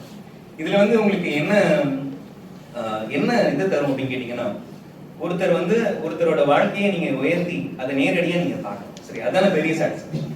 இப்போ இருக்கிறதுலயே பெரிய சந்தோஷம் என்னன்னா மத்தவங்களை சந்தோஷப்படுத்தி பாக்குறது. மத்தவங்க நல்லா இருக்கிறாங்க, நம்ம கூட ஒருத்தங்க கஷ்டப்படும் போது நம்ம மட்டும் நல்லா இருந்துட முடியுமா? நம்ம சுத்தி இருக்க கஷ்டப்பட்டாங்க அப்படின்னா நம்ம மட்டும் நல்லா இருந்துட முடியும். சரி, அப்போ அவங்களோட வாழ்க்கையை மேடேத்துறதுக்கான ஒரு வாய்ப்பு இது மூலமா உங்களுக்கு இருக்கு. சரி, அப்போ இந்த எக்ஸாம் வந்து பாவர்ட்டி எராடிகேஷனுக்கு ஹெல்ப்ஃபுல்லா இருக்கும். நீங்க போற ஜாப் வந்து பாவர்ட்டி எராடிகேட். இந்த கண்ட்ரியோட பெரிய எதிரி என்னன்னா பாவர்ட்டி தான் அப்படின்னு டாக்டர் கலாம் சொல்லுவாங்க. சரி, அப்போ அந்த பாவர்ட்டி எராடிகேட் பண்றதுக்கான சான்சஸ் ஒரு வாய்ப்பு வந்து உங்களுக்கு கிடைக்கும். சரி, இந்த எக்ஸாம்ஸ் மூலமா. அப்போ பாவர்ட்டி எராடிகேஷன் ஒரு செல்ஃப் ரெஸ்பெக்ட் தரும். சரி, அதே மாதிரி நேஷன் பில்டிங்க்கு நீங்க கான்ட்ரிபியூட் பண்ணுங்க. அதாவது இந்த கண்ட்ரியை உயர்த்துறதுக்கான வேலைகளை நீங்க செய்யலாம். சரி, அப்போ இது வெறும் ஜாப் இல்லை, இது சர்வீஸ். அப்போ சிவில் சர்வீஸ்க்கு நீங்க ரெடியாக ப்ரிப்பேர் பண்ணலாம். சரி, ஓகே. அப்போ இதுல மித் பஸ்டிங். இப்போ நம்ம இதுல வந்து உங்களுக்கு என்ன ஒரு இது இருக்கும் அப்படின்னு கேட்டீங்கன்னா, நான் ஃபினான்ஷியலா இதுக்கு நான் பே பண்ணிட முடியுமா? இந்த நான் ஒரு சிவில் சர்வீஸ் எக்ஸாம் ப்ரிப்பேர் பண்ணணும், இல்லை குரூப் எக்ஸாம்ஸ் ப்ரிப்பேர் பண்ணணும்னா நான் வந்து இந்த கோச்சிங்க்கு என்னால் செலவழிக்க முடியுமா அப்படிங்கிற ஒரு டவுட், ஃபினான்ஷியல் பேரிங்ஸ் இருக்கும். லாங்குவேஜ், நீங்க உங்களை நிறைய பேர் யாரெல்லாம் தமிழ் மீடியம்ல படிச்சாங்க, தமிழ் மீடியம் படிச்சு இங்க சேவிங்ஸ் காலேஜுக்கு வந்தாங்க, நிறைய பேர் இருக்கீங்க. ஓகே, அப்போ உங்களுக்கு ஃபர்ஸ்ட் இயர் ஒரு நிறைய இஷ்யூஸ் இருக்கும், உங்களுக்கு அதை ஃபேஸ் பண்ணியிருப்பீங்க. அப்போ அதே மாதிரி நான் ஒரு சிவில் சர்வீஸ் எக்ஸாம் எழுத போறேன்னா எனக்கு லாங்குவேஜ் ஒரு தடையா இருக்குமா அப்படிங்கிற ஒரு கேள்வி நமக்குள்ள இருக்கும். அந்த தடைகள் கிடையாது. ஏன் அப்படி கேட்டீங்கன்னா, நீங்க சிவில் சர்வீஸ் எக்ஸாம்ஸ்ல group 1, group 2, UPSC exams, SSC exams எல்லாமே இப்போ தமிழ்ல நடத்துறாங்க. அதனால உங்களுக்கு லாங்குவேஜ் ஒரு இஷ்யூவா இருக்கு. ரெண்டாவது, மானிட்டரி வேல்யூஸ். எனக்கு வந்து நான் வந்து ஒரு டவுன் ரோட் செக்ஷன்ல விடுவேன், இல்லை வந்து நான் ஒரு வீக்கர் செக்ஷன்ல இருக்கேன், என்னால கோச்சிங் ஃபீ அஃபோர்ட் பண்ண முடியாது அப்படின்னு நினைச்சீங்கன்னா, கவர்மெண்ட் நான் முதல்வன் ஸ்கீம் ஒன்று உங்களுக்கு வந்து நான் முதல்வன் ஒரு ஸ்கீம் வந்து தமிழ்நாடு கவர்மெண்ட் ரன் பண்றாங்க. இங்க வந்து கோச்சிங், ரெசிடென்ஸ், அதுக்கப்புறம் உங்களுக்கான ஸ்காலர்ஷிப் 3மே ப்ரொவைட் பண்றாங்க. உங்களுக்கு வெறுமன கோச்சிங், ரெசிடென்ஸ் மட்டும் இல்லை, ஸ்காலர்ஷிப்பும் ப்ரொவைட் பண்றாங்க. அந்த ஸ்கீம் பேரு நான் முதல்வன் ஸ்கீம் இம்ப்ளிமெண்ட் பண்றாங்க. அது ரொம்ப ஹெல்ப்ஃபுல்லா இருக்கு. நிறைய பேர் வந்து லாஸ்ட் இயர் கூட நம்மளோட தமிழ்நாட்டில் இருந்து 85 ஸ்டூடெண்ட்ஸ் வந்து இந்த எக்ஸாம்ஸ் மூலமா யூபிஎஸ்சி பாஸ் பண்ணாங்க. சரி, அதே மாதிரி நீங்க நான் முதல்வன் எக்ஸாம்ஸ், நான் முதல் ஸ்கீம் வந்து உங்களுக்கு ரெகுலரா அட்வர்டைஸ் பண்றாங்க, காலேஜஸ்ல கூட இது பண்றாங்க. நான் முதல்வன் ஸ்கீம் எழுதுனீங்கன்னா உங்களுக்கு பெர் மந்த் 7,000 ஸ்காலர்ஷிப் கூட யூபிஎஸ்சி கோச்சிங் கவர்மெண்டே கொடுக்குறாங்க. அதனால நீங்க பணம் இல்லைன்னு ஒரி பண்ண வேண்டாம். சரியா, அதே மாதிரி லாங்குவேஜ் இஷ்யூவா இருக்குமா? இருக்காது. அதே மாதிரி இன்னொரு கேள்வி வரும், மெரிட்டோரியஸ் தான். கண்டிப்பா ரொம்ப நல்லா படிக்கிறவங்க தான் சிவில் சர்வீஸ் எக்ஸாம் எழுத முடியுமா அப்படின்னு கேட்குறாங்க. யாருனாலும் பண்ண முடியும். அது பொதுவாக இங்க ஒரு மித் இருக்கும், அது இருக்கிறதுலே மெரிட்டோரியஸ் ஸ்டூடெண்ட் மட்டும்தான் ஐஏஎஸ் எக்ஸாம் எழுதலாம் அப்படிங்கிற மாதிரி ஒரு மித் இருக்கும். என்னோட ஃப்ரெண்ட் ஒருத்தர், நான் கிளாஸ் எடுத்த பசங்கள்ல ஒருத்தர் எப்படின்னா, என்னோட ஃப்ரெண்ட் ஒருத்தர் உண்டு. அவர் எப்படின்னா 800 மார்க்ஸ் வாங்கினார் 12th. சரியா, அவர் வந்து இப்போ டெப்டி கமிஷனர். சரி, சரியா. இப்போ வந்து நமக்கு மெரிட்டோரியஸா இருக்கணுங்கிறது இல்லை, நீங்க இந்த எக்ஸாம் வர விட்டு எப்படி ப்ரிப்பேர் பண்றீங்க, எவ்வளவு எஃபோர்ட் போடுறீங்க அப்படிங்கிறது தான் இதுல மெயினா ஒரு ரோல் ப்ளே பண்ணும். சரி, அதனால நீங்க பேரியர்ஸ் இல்லை அப்படிங்கிறத வச்சுக்கோங்க. அதே மாதிரி நான் முதல்வன் ஸ்கீம் உங்களுக்கு ரொம்ப ஹெல்ப்ஃபுல்லா இருக்கு. நிறைய பேர் இப்போ நான் கவர்மெண்ட் கோச்சிங் சென்டர்ல தான் நான் வந்து படித்தேன். அதே மாதிரி உங்களுக்கு மெரிட்ல தான் என்னோட எஜுகேஷன் இருந்துச்சு. சரி, அதனால நீங்க நல்லா எஃபோர்ட் போடுறீங்க அப்படின்னா உங்களுக்கு வந்து கவர்மெண்ட் உங்க கூட நிற்கும். சரி, அதனால இங்க ப்ரீ ரெக்விசிட்ஸ், இந்த எக்ஸாம்ஸ்க்கான சில குவாலிட்டிஸ் என்ன வேணும் அப்படின்னு நான் சொல்றேன். சரி, இதுல வந்து உங்களுக்கு நீங்க 12th என்ன படிச்சீங்க, டிகிரில என்ன மார்க் வாங்கினீங்க அப்படிங்கிறது இங்க வந்து ஒரு கிரைட்டீரியாவா வராது. சரி, அதாவது ஆவரேஜ் ஸ்டூடெண்ட் அப்படிலாம் சொல்றாங்க, ஆனா ஆவரேஜ்ங்கிறது நான் நம்ப மாட்டேன். யாருமே வந்து ஆவரேஜ்ங்கிறது கிடையாது. சரியா, உங்களுக்கான ஸ்பார்க் நீங்க ஃபைன் பண்ணல அப்படின்னு நான் சொல்லுவேன். அதே மாதிரி ஆவரேஜ் டாக்டர் கலாம் சொல்லுவாங்க, ஒரு ஸ்கூல் ஒரு கிளாஸ் ரூமோட பெஸ்ட் மைண்ட்ஸ் வந்து பேக் பெஞ்ச்ல இருக்கும் அப்படின்னு சொல்லுவாரு. அதே மாதிரி நீங்க ஆவரேஜ்ங்கிறது கிடையாது. நீங்க உங்களை வந்து நீங்க இன்னும் ரியலைஸ் பண்ணல, இல்ல உங்களோட ப்ரிப்பரேஷன் மெத்தடாலஜில எரர்ஸ் இருக்கலாம், ஆர் நீங்க அதை புரிஞ்சுக்கிற மாதிரி நமக்கு வந்து படிக்கல அப்படிங்கிற மாதிரி சில இஷ்யூஸ் தான் இருக்குமே தவிர யாரும் ஆவரேஜ் கிடையாது. நான் ஆவரேஜ்ங்கிற கான்செப்ட் வந்து நம்ப மாட்டேன். அதே மாதிரி பிரைட்ங்கிற கான்செப்ட் நான் நம்ப மாட்டேன். நீங்க எல்லாருமே நல்ல திறமைசாலிகள் தான். அதனால உங்களுக்கு நீங்க சிவில் சர்வீஸ் ப்ரிப்பேர் பண்ணுமா அப்படிங்கறத யோசிக்கணும். நான் ஏன் சிவில் சர்வீஸ் ப்ரிப்பேர் பண்ணுங்கிறதுக்கு நான் உங்களுக்கு இன்னொரு இது சொன்னேன். ஜெனரலா நீங்க ஏதாவது ஒரு கவர்மெண்ட் ஆபீசஸ்க்கு போயிருக்கலாம், இல்ல ஒரு ஓபிசி சர்டிபிகேட், இல்ல ஏதோ ஒரு கேஸ்ட் சர்டிபிகேட், ஒரு கம்யூனிட்டி சர்டிபிகேட் வாங்க போகும்போது ஏதோ ஒரு காரணம் டிலே ஆகிருக்கலாம், இல்ல சில இஷ்யூஸ் இருந்திருக்கலாம். அப்போ உங்களுக்கு என்ன தோணிருக்கும்னா, நான் இந்த இடத்துல இருந்தா நான் இதை இப்படி பண்ணிருப்பேன், இதை நான் ஃபாஸ்டா நான் உங்களுக்கு செஞ்சு கொடுத்துருப்பேன், இல்ல நான் இப்படி ஏங்கி இருப்பேன் அப்படிங்கிற ஒரு பார்வை உங்களுக்கு வந்திருக்கலாம். அப்போ அதே மாதிரி செய்யறதுக்கான வாய்ப்புகள் உங்களுக்கு இந்த எக்ஸாம்ஸ் மூலமா உங்களுக்கு சரி, ஓகேவா? அப்போ அதே மாதிரி நீங்க உங்களுக்கு இன்னொன்னு என்னன்னா, நீங்க ஏர்லியா ஸ்டார்ட் பண்ணுங்க. சிவில் சர்வீஸ் எக்ஸாம்ஸ்ல பிளான் பண்றீங்கன்னா கொஞ்சம் ஏர்லியா ஸ்டார்ட் பண்ணுங்க. அதே மாதிரி உங்களுக்கு ஒரு ஹாஃப் டே அவைலபிளா இருக்கிறதுனால நீங்க எஃபெக்டிவா எஃபோர்ட்ஸ் போடலாம். சரியா, நான் சிவில் சர்வீஸ் எக்ஸாம்ஸ்க்கான சில ஆஸ்பெக்ட்ஸ் நான் சொல்றேன். சார் சொன்னாங்க, இதுல வந்து உங்களுக்கு 21 இயர்ஸ் கம்ப்ளீட் ஆயிருக்கும். அதே மாதிரி உங்களுக்கு இந்த எக்ஸாம்ஸ் வந்து உங்களுக்கு தமிழ்லே நீங்க அப்பியர் ஆகலாம். சரி, அதாவது ப்ரிலிமினரி மட்டும் கொஸ்டின் வந்து இங்கிலீஷ்ல தான் இருக்கும், இங்கிலீஷ் அண்ட் ஹிந்தி. மெயின்ஸ் வந்து நீங்க தமிழ்லயே எழுதலாம், இன்டர்வியூவும் நீங்க தமிழ்லயே அப்படியே. சரி, அதனால அவர் வந்து தமிழ்லயே எழுதி ஐஆர்எஸ் ஹைதராபாத்ல இருக்கிறார். அதே மாதிரி நீங்க தமிழ்லயே எழுதலாம், மொழி ஒரு பிரச்சனையாவே இருக்காது. நல்லா நீங்க எஃபோர்ட் போடுறீங்க அப்படின்னா உங்களுக்கு அதுக்கான பலன்கள் கண்டிப்பா கிடைக்கும். இந்த எக்ஸாம்ஸ் வந்து நீங்க personal test, personal test interview நம்ம சொல்றோம், அதுவுமே நீங்க தமிழ்லயே அட்டெண்ட் பண்ணலாம். சரி, அதனால நீங்க என்ன மொழியில மெயின்ஸ் எழுதுறீங்களோ அதே மொழியில நீங்க இன்டர்வியூ அட்டெண்ட் பண்ணலாம், அதனால இஷ்யூஸ் கிடையாது. சிவில் சர்வீஸ் எக்ஸாம் நீங்க கண்டிப்பா ட்ரை பண்ணுங்க. ஏன்னா நான் ஐஏஎஸ் எக்ஸாம் இல்ல டிஎன்பிஎஸ்சி குரூப் 1 அதே மாதிரி எழுதுங்க. ஏன்னா நீங்களாம் டிகிரி எழுதுற டிகிரி பேஸ்டான ஸ்டூடெண்ட்ஸ்னால நீங்க என்னன்னா குரூப் 4 எக்ஸாம்ஸ் வந்து நீங்க ஒரு கடைசி ஆப்ஷனா வச்சுக்கோங்க. ஏன்னா டிகிரி முடிக்கிறீங்கனால கண்டிப்பா குரூப் 2 இல்ல அதுக்கு மேல உள்ள எக்ஸாம்ஸ் எழுதுங்க, அது உங்களுக்கு பெட்டரா இருக்கும். இந்த எக்ஸாம்ஸோட ஸ்கீம்ங்கிறது நான் உங்களுக்கு ஜெனரலா சொல்றேன். இதுல வந்து இந்த எக்ஸாம்ஸ் வந்து பாத்தீங்கன்னா உங்களுக்கு ஜெனரல் ஸ்டடீஸ், அதே மாதிரி சிசாட்ங்கிறது இருக்கும், மெயின்ஸ், இன்டர்வியூ. சரி, இந்த 3 ஸ்டேஜ் இருக்கும். இதுல பாத்தீங்கன்னா உங்களுக்கு ஜெனரல் ஸ்டடீஸ்ங்கிறது நம்ம நார்மலா ஹிஸ்டரி, ஜியோகிராஃபி, எக்கனாமி, பாலிட்டி அதே மாதிரி சப்ஜெக்ட்ஸ் நீங்க படிக்க வேண்டியது இருக்கும். நான் இந்த கடைசியில நான் உங்களுக்கு என்ன ரெஃபரன்ஸ் புக்குங்கிறது நான் உங்களுக்கு சொல்றேன், அதுவும் நீங்க பார்க்கலாம். இப்போ இதுல 3 ஸ்டேஜ் இருக்கு இந்த எக்ஸாம். இதுல வந்து பாத்தீங்கன்னா இந்திய அளவுல வந்து 1000ல இருந்து 1200 அந்த அளவுக்கு வேகன்சிஸ் வரும். நார்மலா 10 lakhs கிட்ட எழுதுவாங்க. ஆனா எவ்வளவு பேர் ஓடுறாங்கிறது முக்கியம். நான் ஜெனரலா ஒரு ரேஸ் அப்படின்னு சொன்னாங்க சார், வந்து ஆனா ரேஸ் தான், ஆனா நம்மளால முடியும் நினைச்சு ஓடணும் அப்படிங்கிறது முக்கியம். ஆனா இது வந்து ஏன்னா ஒவ்வொரு இதுக்கும் நம்ம நிறைய பேர் எழுதுவாங்க கண்டிப்பா. ஆனா நம்ம என்ன எக்யூப் பண்ணி ஓடுறோம் அப்படிங்கிறது தான் முக்கியமே தவிர எவ்வளவு பேர் ஓடுறாங்கிறது முக்கியம். ஏன் அப்படின்னா இங்க 10 லட்சம் பேர் எழுதுவாங்க, ஆனா 5 லட்சம் பேர் தான் எஃபெக்டிவா ப்ரிப்பேர் பண்ணாமலா இருப்பாங்க. அதுல 1 லட்சம் பேர் தான் ஹார்ட் கோர் ஆஸ்பெக்ட்ஸ். இவங்க வந்து எனக்கு இது முடிச்சே தீரணும் அப்படிங்கிறவங்க 1 லட்சம் பேர்ல இருந்து 1 லட்சம் பேர் கூட இருக்கு. நம்மளா பாத்தீங்கன்னா 40,000 இருந்து 50,000 பேர் இருப்பாங்க. அதனால நீங்க சக போட்டியாளர்களை விட நீங்க உங்களை போட்டியா எடுத்துக்கோங்க. அதான் நான் சொல்றேன். அதாவது நீங்க நம்ம தான் போட்டியை தவிர வெளியில உள்ளவங்க, அதாவது எத்தனை பேர் எழுதுறாங்கிறத விட நம்ம எந்த அளவுக்கு எஃபோர்ட் போடுறோம், அதுல எவ்வளவு இன்வால்வ் ஆகும் அப்படிங்கிறது. நீங்க எல்லாரும் விரும்பிதான் கெமிஸ்ட்ரி படிக்கிறீங்களா? நீங்க எல்லாருமே பிஎஸ்சி கெமிஸ்ட்ரி சேரணும்னு சேர்ந்தீங்களா? யாரெல்லாம் எனக்கு நான் கெமிஸ்ட்ரி தான் வேணும் அப்படின்னு சேர்ந்தது எவ்வளவு பேர்? அப்ப நீங்க எல்லாம் மெஜாரிட்டி கெமிஸ்ட்ரியே கேரியர் எடுத்துவீங்க அப்படிதானே இல்லையா? சரி, அப்படின்னா நீங்க பிஜி பண்ணுங்க. மீதி பேர் இப்ப நான் உங்களுக்கு வந்ததுக்கு அப்புறம் கெமிஸ்ட்ரி பிடிச்சிருக்கலாம், அவங்க கெமிஸ்ட்ரியே இதா போங்க. உங்களுக்கு பிடிச்சது செய்யும். உங்க லைஃப்ல வந்து மெயினா வேணா டிஎன்பிஎஸ்சி எக்ஸாம்ஸ் இருக்குது. நான் காம்படிட்டிவ் எக்ஸாம்ஸ்க்கான கைடன்ஸ் தான் நான் கொடுக்குறேன். ஆனால் நான் என்ன சஜஸ்ட் பண்ணணும்னா உங்க கான்ஷியன்ஸ் என்ன சொல்லுது, இந்த எக்ஸாம் தயாராகிறதுக்கு முன்னாடி நீங்க உங்களை கேட்டுக்கோங்க. நான் எங்களுக்கு வர ஸ்டூடெண்ட்ஸ் சில பேர் வந்து எப்படின்னா, சார் எங்க அப்பா சொன்னாரு நான் படிக்கணும்னு நினைக்கிறேன் அப்படிலாம் சொல்லுவாங்க. ஏன்னா சிவில் சர்வீஸ் எக்ஸாம்ஸ் இல்ல காம்படிட்டிவ் எக்ஸாம்ஸ் வந்து உங்களுக்குள்ள அது இருக்கான்னு கேட்டுக்கோங்க. ஏன்னா சிவில் சர்வீஸ் எக்ஸாம்ஸ் வந்து நீங்க நான் இதே மாதிரி ஆகணும்னு நினைக்கிறேன், நான் ஒரு கவர்மெண்ட் ஆஃபீஸர் ஆகணும்னு நினைக்கிறேன்னா, கண்ட்ரிக்கு ஏதாவது செய்யணும்னு நினைக்கிறேன்னா, இந்த மக்களை முன்னேற்றணும்னு நினைக்கிறேன்னா, அப்படி நீங்க உங்களை கேட்டுக்கோங்க. பொதுவா இந்த சேவிஸ் காலேஜ்ல இருக்கிறவங்களுக்கு நமக்கு இயல்பா ஒரு சர்வீஸ்ங்கிற ஒரு இது இயல்பாவே இருக்கு.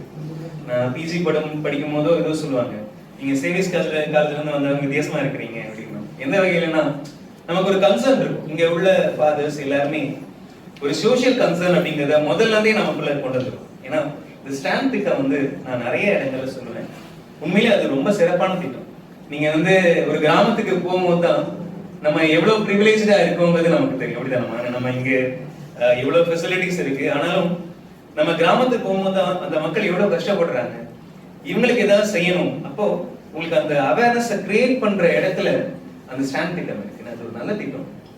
சரி, அதே மாதிரி நம்ம அதை பார்க்கும்போது நம்ம அவங்களுக்கு ஏதாவது செய்யணும் நமக்கு தோணும். அதான் நம்மளுடைய இயல்பு. அதுக்கான வாய்ப்பா இந்த எக்ஸாம்ஸ் இருக்கும். சரி, அதனால நீங்க இதை ஒரு கேரியரா எடுக்க போறீங்க, ஆர் நான் காம்படிட்டிவ் எக்ஸாம்ஸ் போக போறேன் அப்படிங்கிறத நல்லா யோசிச்சு முடிவெடுங்க. அதே மாதிரி ஒன்ஸ் நீங்க இதுக்குள்ள என்டர் ஆனதுக்கு அப்புறம் there is no question of looking back. நீங்க பின்னாடி பார்க்கவே முடியும், அப்படி நீங்க போயிட்டே இருக்க வேண்டியதான். சரி, அதனால என்ன இது பண்ணுங்கன்னா ஒன்னு, அதாவது நான் சொல்லுவேன், before taking the plunge you decide அப்படின்னு சொல்லுவேன். அதாவது நீங்க ஒன்ஸ் இதுக்குள்ள இறங்கிறதுக்கு முன்னாடி யோசிச்சு இறங்குங்க. ஆனா அவங்க எல்லாராலையும் முடியும், யாராலையும் எந்த எக்ஸாமும் முடியாதுன்னு நான் சொல்லவே மாட்டேன். அது என்கிட்ட கேட்பாங்க, சார் நான் டிகிரியில 60% தான் 55% தான், நான் சிவில் சர்வீஸ் எழுத முடியுமா அப்படின்னு கேட்பேன், ஐஏஎஸ் எக்ஸாம் எழுத முடியுமான்னு கேட்பேன். ஆனா யாராலையும் முடியாதுன்னு எதுவும் கிடையாதுமா. அதனால நீங்க எப்பவுமே உங்களை ஆவரேஜ்னு நினைக்காதீங்க. எனக்கு வர ஸ்டூடெண்ட் சொல்லுவாங்க, சார் நான் ஒரு ஆவரேஜ் ஸ்டூடெண்ட் எடுத்துக்கலாம் சொல்லுவாங்க. நான் அதை நம்ப மாட்டேன். யாரும் ஆவரேஜ் அப்படிங்கிறது ஆக மாட்டாங்க. ஏன்னா அவங்களுக்கான வாய்ப்புகள் கிடைக்காம இருந்திருக்கலாம், இல்ல அவங்களுக்கான சரியான ஸ்பார்க் கிடைக்காம இருக்கலாம். அவ்வளவுதானே தேவை. நீங்க எல்லாருமே நல்ல இடங்களுக்கு வருவீங்கிறது நான் நம்புவேன் கண்டிப்பா. ஏன்னா எங்களை விட நீங்களாம் அறிவாளிகள். அதாவது நாங்க படிக்கிறதை காட்டிலும் நீங்க வந்து இன்னும் ஒரு இன்ஃபர்மேஷன் ஏஜ்ல இருக்கீங்க. அப்படிங்கும்போது நீங்களாம் திறமைசாலிகள் தான் எங்களை விட. ஆனா முதல்ல பிளான் பண்ணுங்க. என்ன நான் உங்களுக்கு சர்ச் பண்ணுவேன்னா, நீங்க ஃபர்ஸ்ட் இயர்ல இருக்கீங்க இல்ல தேர்ட் இயர்ல இருக்கீங்க அப்படின்னா பிளான் பண்ணுங்க. ஏழைதான் இதுல எவ்வளவு பேர் ஃபர்ஸ்ட் இயர்ஸ்? இப்ப நீங்க எல்லாம் செகண்ட் இயர் தான். தேர்ட் இயர் நீங்க தேர்ட் இயர். நீங்க என்ன நீங்களா எல்லாம் பிளான் பண்ணிருக்கீங்க? என்ன பிளான் பண்ணிருக்கீங்க? அடுத்து என்ன பண்ணலாம் அப்படின்னு? சரி, ஆனா நீங்க யோசிங்க. நீங்க காம்படிட்டிவ் எக்ஸாம்ஸ் உங்களுக்கான வாய்ப்புகளை தரும். ஆனா அது நமக்கு நான் உங்களுக்கு சொல்றது எப்பவுமே தான், நீங்க யோசிச்சு பாருங்க. காம்படிட்டிவ் எக்ஸாம்ஸ் நம்மளோட ஜானரா அப்படின்னு யோசிச்சு பாருங்க. அதுக்கப்புறம் அதுக்குள்ள போலாம். இதுல குரூப் 1 எக்ஸாம்ஸ் பத்தி, டிஎன்பிஎஸ்சி எக்ஸாம்ஸ் நம்ம பார்க்கலாம். இந்த குரூப் 1 எக்ஸாம்ஸ் வந்து பாத்தீங்கன்னா உங்களுக்கு வந்து இந்த போஸ்ட் வந்து டிஎஸ்பி, டெப்டி கமிஷனர்ஸ், இதே மாதிரி எல்லா போஸ்ட் இருக்கு. அதே மாதிரி உங்களுக்கு டிஸ்ட்ரிக்ட் ரெஜிஸ்டர், இதே மாதிரி இப்போ ஃபாரஸ்ட் டிஎஃப்ஓ எக்ஸாம்ஸும் இதோட தான் நடத்துறாங்க. இதுல வந்து போஸ்ட் வந்து கொஞ்சம் குறைவா இருக்கும். இதுல வந்து 3 ஸ்டேஜஸ் எக்ஸாம் நடக்குது. குவாலிஃபிகேஷன் வந்து எனி டிகிரி. அதே மாதிரி உங்களுக்கு 21 to 39 இயர்ஸ் வந்து எழுதலாம். அதே இது அதர்ஸ் கேட்டகரியில இருக்கவங்க ஜெனரலா ஓபிசி எஸ்சிஎஸ்டிஸ்க்கு வந்து 21 to 39 இயர்ஸ் எழுதலாம். அதர் கேட்டகரிக்கு வந்து 21 to 34 வரைக்கும் எழுதலாம். இதுல 3 ஸ்டேஜ் எக்ஸாம். அடுத்து preliminary means interview. அப்படி சிவில் சர்வீஸ் எக்ஸாம் மாதிரி தான்.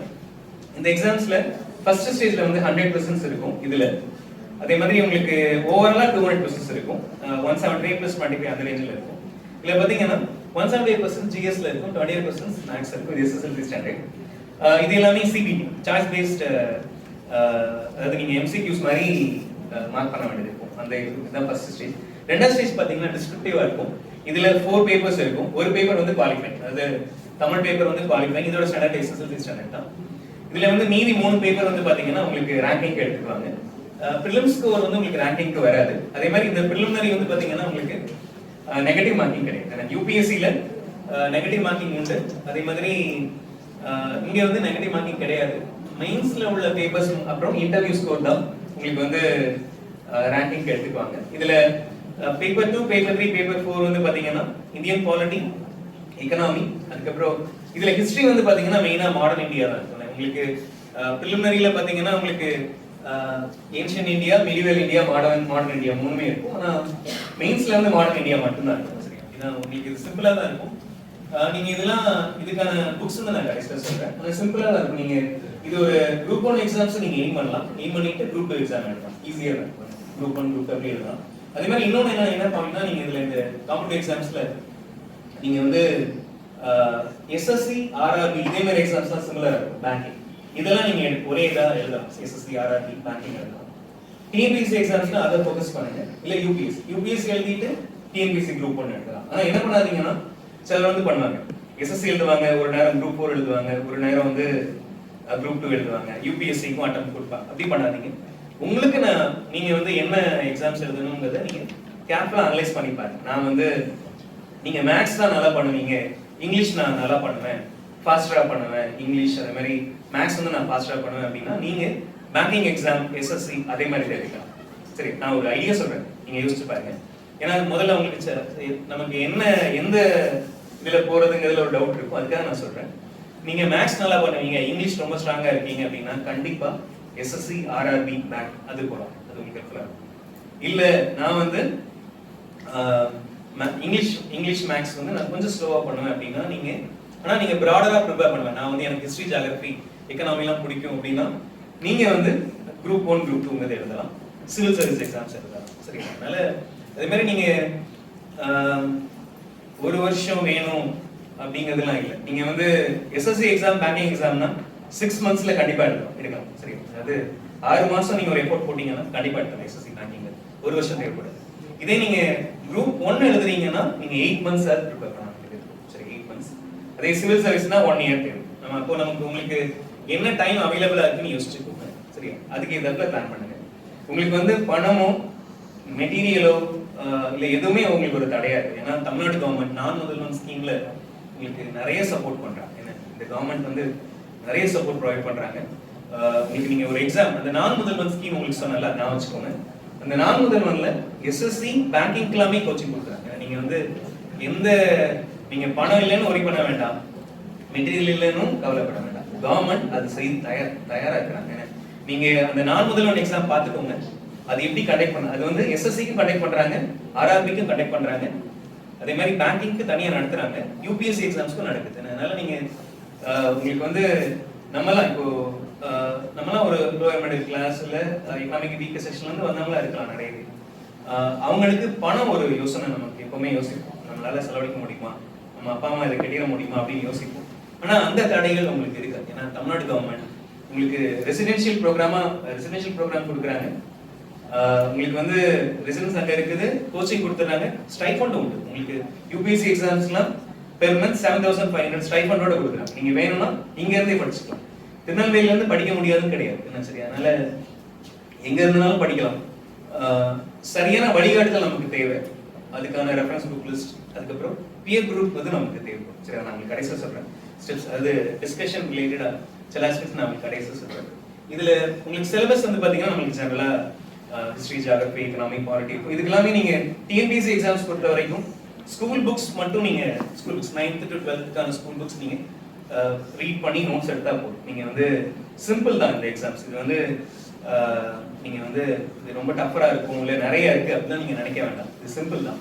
அதனால உங்களுக்கு நீங்க வந்து ஒரு 6 months இல்லை 1 year ப்ரிப்பேர் பண்ண ரெடியா இருக்கிறேன், நான் ஒரு எஃபோர்ட் போடுவேன் அப்படின்னா நீங்க கண்டிப்பா காம்படிட்டிவ் எக்ஸாம்ஸ் எடுத்துக்கோங்க. சரியா, நீங்க எல்லாருமே செமஸ்டர் முதல்ல இருந்தே படிப்பீங்களா, செமஸ்டர் வரும்போது படிப்பீங்களா? செமஸ்டர் முன்னால தான் படிப்பீங்க. ஆனா நீங்க காம்படிட்டிவ் எக்ஸாம்ஸ் எடுக்கிறீங்கன்னா ரெகுலரா படிப்பீங்க. சரியா, அந்த மாற்றம் அதுக்கு தயாரானு நீங்க படிக்கணும். சரியா, அது ரெகுலரா நம்ம படிச்சாதான் என்ன இருக்குன்னா உங்களுக்கு நீங்க ஒன்னு ரெகுலரா ரீட் பண்றீங்க அப்படின்னா இங்க இந்த பாஸ்கெட் பால் கோர்ட்ல ஒன்னு எழுதிருப்பாங்க, நான் படிக்கிறப்போ ரெகுலாரிட்டி இஸ் சக்சஸ் அப்படின்னு. நீங்க ஒன்னு ரெகுலரா பண்றீங்கன்னு வைங்களேன், அதுல நீங்க கண்டிப்பா சக்சஸ்ஃபுல்லா. நம்ம ரெகுலரா பண்றோமா, ரெகுலரா படிக்கிறோமா அப்படின்னு நீங்க திங்க் பண்ணிக்கலாம். ஆனா நீங்க கண்டிப்பா படிங்க, ரெகுலரா படிங்க. அதுவும் கெமிஸ்ட்ரி எல்லாம் எப்படி இருக்குது, கெமிஸ்ட்ரி இதை வந்து நீங்க ரெகுலரா ரீட் பண்றீங்க, சார் நடத்துறாங்க அப்படின்னா நீங்க உடனே போய் ரீட் பண்ணாதான் அது எஃபெக்டிவா இருக்கும். அப்படின்னா கடைசியில படிக்கும்போது உங்களுக்கு என்னைக்காவது செமஸ்டர் எக்ஸாம்ஸ் படிக்கும்போது என்ன தோணிருக்கும், இதை நம்ம முதல்ல இருந்தே ப்ரிப்பேர் பண்ணிருக்கலாம், படிச்சிருக்கலாம் அப்படின்னு உங்க எல்லாருமே தோணிருக்கும். அப்படிதான் சரி. ஆனா நீங்க முதல்ல இருந்தே ஒரு எஃபோர்ட் போடுங்க. நல்லா கெமிஸ்ட்ரி வந்து நல்ல சயின்ஸ் சப்ஜெக்ட் படிக்கிறீங்கிறதே ஒரு நல்ல விஷயம். அப்படிதான். அதே மாதிரி நீங்க இந்த எக்ஸாம் இதே மாதிரி கெமிஸ்ட்ரி, சயின்ஸ் இதே மாதிரி கோர்சஸ் படிச்சுட்டு பேங்கிங் எக்ஸாமோ இல்லை எஸ்எஸ்சி எழுதுறது உங்களுக்கு எஃபெக்ட் ஈஸியா நீங்க பண்ணலாம். ஏன்னா நம்ம இயல்பாவே நம்ம என்ன படிக்கிறோம், நீங்க வந்து குவாண்டம் கெமிஸ்ட்ரி இது மாதிரி இப்போ உங்களுக்கு யூஜிஎல் கிடையாது. அதே மாதிரி நீங்க ஸ்பெக்ட்ரோஸ்கோப் இதெல்லாம் படிக்கணும்னா நம்ம இயல்பாவே நம்மளை டியூன் பண்ணிடுறாங்க நிறைய படிக்கிறதுக்கு, எஃபெக்டிவா ப்ரிப்பேர் பண்ண. அப்போ நீங்க ரெடியா நீங்க UPSC exams, civil service exams நீங்க கண்டிப்பா எழுதலாம். அதனால நீங்க திங்க் பண்ணி பாருங்க. அதே மாதிரி இதுல இந்த சிலபஸ்ங்கிறது நீங்க ஒரு நான் டென்டேட்டிவா கொடுத்துருக்கேன். நீங்க எதுவும் ஃபர்தரா உங்களுக்கு எதுவும் ஹெல்ப் தேவைப்பட்டாலும் நான் இந்த பிபிடி நான் சாருக்கு தான் கொடுக்குறேன். அதனால நீங்க எதுனாலும் கேட்டுக்கலாம். அடுத்து குரூப் 2 குரூப் 3 வந்து நான் ஜெனரல் நம்ம இது பண்ணிக்கலாம். இதுக்கான குவாலிஃபிகேஷன் எடுத்து போஸ்ட் இல்லை ஸ்கீம் எடுத்துக்கோங்க. ஓகே, இதுல வந்து குரூப் 2 எக்ஸாம்ஸ் பத்தி நான் உங்களுக்கு சொல்றேன். இதுல வந்து பாத்தீங்கன்னா இந்த எக்ஸாம்ஸ் வந்து 100% வந்து லாங்குவேஜும் 100% வந்து உங்களுக்கு ஜிஎஸும் இருக்கும். இந்த எக்ஸாமுக்கான ரெஃபரன்ஸ் புக் லிஸ்ட் வந்து பாத்தீங்கன்னா ஸ்கூல் புக்ஸ் தான், 9th to 12th புக்ஸ். நீங்க 9th to 11th புக் வந்து நீங்க எடுத்துக்கிட்டாலும் பெட்டரா தான் இருக்கும். குரூப் எக்ஸாம்ஸ்க்கு வந்து ஐடியா என்னன்னு நான் உங்களுக்கு கடைசியில் சொல்றேன். அதாவது நான் ஒரு 10 minutes வந்து 15 minutes வந்து ப்ரிப்பரேஷன் ஸ்ட்ராட்டஜி தான் நான் சொல்ல போறேன். சரி, என்ன சார் சில இது சொல்லியிருக்காங்க, நான் ரிப்பீட் பண்ணணும்னு நினைக்கிறேன். இந்த எக்ஸாம்ஸ்ல இதுல வந்து பாத்தீங்கன்னா 100% லாங்குவேஜ், 100% இது இருக்கும். இதுல நீங்க ரெஃபரன்ஸ் புக் லிஸ்ட் வந்து நார்மலா ஸ்கூல் புக்ஸ் தான், 9th to 11th புக்ஸ். ஏன்னா நீங்க கொஞ்சம் 12th வரைக்கும் ப்ரிப்பேர் பண்ணிக்கலாம். அடுத்தது இதுல மெயின்ஸ் வந்து பாத்தீங்கன்னா இந்த குரூப் 2 சர்வீசஸ் வந்து ரெண்டா பிரிக்கிறாங்க, குரூப் 2E, குரூப் 2 பிரிக்கிறாங்க. இதுல நல்ல போஸ்ட் இருக்கு, municipal commissioner, assistant section officer, இது மாதிரி போஸ்ட் இருக்கு. ஜூனியர் எம்ப்ளாய்மெண்ட் ஆஃபீஸர்ஸ் அதே மாதிரி போஸ்ட்டும் இருக்கு. நல்லா இருக்கும் இந்த இதுகள் வந்து நல்லா இருக்கும். சப் ரிஜிஸ்டர் அதே மாதிரி போஸ்ட்லாம் இருக்கு. இதுல வந்து பாத்தீங்கன்னா குரூப் 2A சர்வீசஸ்ல வந்து பாத்தீங்கன்னா அதுக்கு வந்து நீங்க ஜெனரலா ஒரு குவாலிஃபைங் பேப்பர் இருக்கும், அதுக்கப்புறம் தமிழ், அதுக்கப்புறம் ஒரு ஜெனரல் ஸ்டடிஸ் பேப்பர் இருக்கும், குரூப் 2 ஏ சர்வீசஸ் மட்டும் அது என்ன பண்ணிருப்பாங்கன்னா சிபிடி வச்சிருப்பாங்க, எனக்கு வந்து கம்ப்யூட்டர் பேஸ்ட் டெஸ்ட். அதுல வந்து ஃபுல்லா டிஸ்கிரிப்டிவ் தான் குரூப் 2 இருக்கு. அதனால ஏன்னா நீங்க இதுல வந்து டிஸ்கிரிப்டிவா இருக்கு நீங்க யோசிக்க வேண்டாம். எப்படின்னா இதுல வந்து நீங்க ப்ரிலிம்ஸ்ல என்ன ப்ரிப்பேர் பண்றீங்களோ அதே தான் வந்து நீங்க மெயின்ஸ்க்கும் கூட கொஞ்சம் எக்ஸ்ட்ரா ப்ரிப்பேர் பண்ணலாம், அவ்வளவுதான். அதனால நீங்க நிறைய இருக்குன்னு ஃபீல் பண்ண வேண்டாம். நீங்க ஒன்ஸ் இதுக்குள்ள ப்ரிப்பேர் பண்ண ஆரம்பிச்சிட்டீங்கன்னா, ஹிஸ்டரி ஜியோகிராஃபிலாம் ப்ரிப்பேர் பண்ண ஆரம்பிச்சிட்டீங்கன்னு வைங்களேன், உங்களுக்கு நல்லா இருக்கும். அது நம்மளோட ஜியோகிராஃபியை படிக்கிறது. இந்த டைம்ல ஏன் மழை பெய்யுது அப்படிலாம் நமக்கு தெரியுமா? நவம்பர் டிசம்பர்ல ஏன் நமக்கு ரெயின்ஃபால் இருக்கு அப்படிங்கிறதெல்லாம் நீங்க ஜியோகிராஃபியை படிக்கணும், சரியா? அதே மாதிரி நீங்க உங்களோட ஹிஸ்டரி நமக்கு தெரியணும் தான், அப்படிதானே? ஹிஸ்டரி உங்களுக்கு என்ன உரிமைகள் இருக்குங்கிறது இல்லையா சொல்லியிருக்காங்களா? உங்களுக்கு இதே மாதிரி ரைட்ஸ்லாம் இருக்கு அப்படின்னு சொல்லியிருக்காங்களா இல்லையா? அது ஏதாவது ரூப்ல உங்களுக்கு ஏதாவது ரைட்ஸ் இருக்கா? என்ன ரைட்ஸ் இருக்கு? யாராவது ஒருத்தர் போல சொல்லுங்க. என்ன ரைட்ஸ் இருக்கு உங்களுக்கு? நமக்கு ஏதாவது ரைட்ஸ் தரப்பட்டிருக்கா? என்னமா ரைட் டு ஸ்பீக் இருக்கா? ரைட் டு எக்ஸ்பிரஷன் இருக்கு. எங்க எதுல கொடுக்கப்பட்டிருக்கு? Fundamental rights. Very good. அப்போ ஒரு கான்ஸ்டிடியூஷன் ஒன்னு இருக்கு, அதான் இந்தியன் பார்ட்டில நீங்க படிக்கணும். உங்களை பத்தி தான் நீங்க படிக்க போறீங்க. அப்ப அது இன்ட்ரெஸ்டிங்கா தானே இருக்கும். தமிழ்நாட்டிலேயே நவம்பர் டிசம்பர்ல ரெயின்ஃபால் இருக்கு. ஏன் தமிழ்நாட்டுல நவம்பர் டிசம்பர்ல ரெயின்ஃபால் இருக்கு? North east monsoon. அப்ப மான்சூன்னா என்ன அப்படிங்க தெரிஞ்சுக்கணும் ஜியோகிராஃபி. ஹிஸ்டரியில நம்ம என்ன படிக்கிறோம்? ஹிஸ்டரியில சத்துணவு திட்டம் யாரு கொண்டாந்தாலும் படிப்பீங்கல்ல, அதெல்லாம் இன்ட்ரெஸ்டிங்கா தான் இருக்கும். ஒரு பெரிய திட்டம் தானே. என்ன உங்களுக்கு மார்னிங் பிரேக்ஃபாஸ்ட் ஸ்கீம் வந்து இப்ப இது பண்றாங்க. என்ன அப்போ அதே மாதிரி அப்போ ஒரு தலைவர் யோசிச்சு என்ன கொடுக்குறாரு உங்களுக்கு? அப்போ வறுமையில இருக்கிறாங்க, அப்போ அவங்களுக்கு உணவும் கொடுக்கணும் கல்வியும் கொடுக்கணும் அப்படின்னு யோசிச்சு மதிய உணவு திட்டத்தை கொண்டு வர்றாங்க. அதே மாதிரி தலைவர்களை நம்ம நினைக்கிறதுக்கு அது வாய்ப்பா இருக்கு. அதே மாதிரி நமக்கும் சில கடமைகள் இருக்கு. உரிமைகள் கொடுத்துருக்காங்களா? உரிமைகள் இருக்கு. அதே மாதிரி என்ன இருக்குது? உங்களுக்கும் சில கடமைகள் இருக்கு. அந்த கடமைகள் எதுல சொல்லப்பட்டிருக்கு? Indian polity. அதெல்லாம் நீங்க படிக்கணும், அப்படிதானே? அதெல்லாம் இன்ட்ரெஸ்டிங்கா தானே இருக்கும் இல்லையா? உங்களோட கடமைகள், உங்களுக்கான உரிமைகள், நீங்க வாழ்ற சமூகம், இங்க உள்ள கிளைமேட், இதெல்லாம் நீங்க தெரிஞ்சுக்கிறது இந்த எக்ஸாம்ஸ்ல நீங்க பண்ணுவீங்க. அப்படி அதெல்லாம் இன்ட்ரெஸ்டிங்கா தானே இருக்கும் இல்லையா? சரி, அதே மாதிரி படிங்க. இது நல்லா உங்களுக்கு அதாவது உங்களை ஒரு ஆளுமை மிக்க ஒரு இவரா மாற்றும். அதே மாதிரி நீங்க இந்த லேர்னிங்ல நீங்க எதனாலும் ஃபேஸ் பண்ற ஒரு ஆட்டிடியூட் உங்களுக்கு வரும், சரியா? இந்த எக்ஸாம் வந்து அப்படி ஒரு எக்ஸாம். நான் எல்லாமே படிச்சிட்டேன், எல்லாத்துலயும் எனக்கு கொஞ்சம் கொஞ்சம் விஷயம் எனக்கு தெரியும். அப்ப அந்த அறிவு உங்களுக்கு எதை கொடுக்கும்? ஒரு ஆளுமையை தரும், எதையும் ஃபேஸ் பண்ற ஒரு தைரியத்தை கொடுக்கும். அதே மாதிரி ஒரு ஃபுல்ஃபில்மெண்ட், அப்படிதானே? நான் இதெல்லாம் படிச்சிருக்கேன், இதை என்னோட கம்யூனிட்டியோட டெவலப்மெண்ட்காக நான் யூஸ் பண்றேன் அப்படிங்கிற ஃபுல்ஃபில்மெண்ட்டை இந்த கவர்மெண்ட் எக்ஸாம்ஸ் மூலமா உங்களுக்கு கிடைக்கிற ஜாப். அதனால நீங்க அதை அப்படி பாருங்க. நீங்க வந்து ஒரு வேலையாவோ, அதாவது எனக்கு வந்து சம்பளம் கிடைக்கும் அப்படிங்கிறத நான் சொல்ல மாட்டேன். ஏன்னா சேலரிங்கிறது கடைசியா வர்றதுதான். உங்களுக்கு ஒரு ரெஸ்பெக்ட் தரும், ஒரு ஃபுல்ஃபில்மெண்ட், அப்படிதான். நீங்க ஒரு வேலை செஞ்சா அது உங்களுக்கு ஒரு ஆத்ம திருப்தியை தரும், அப்படிதானே?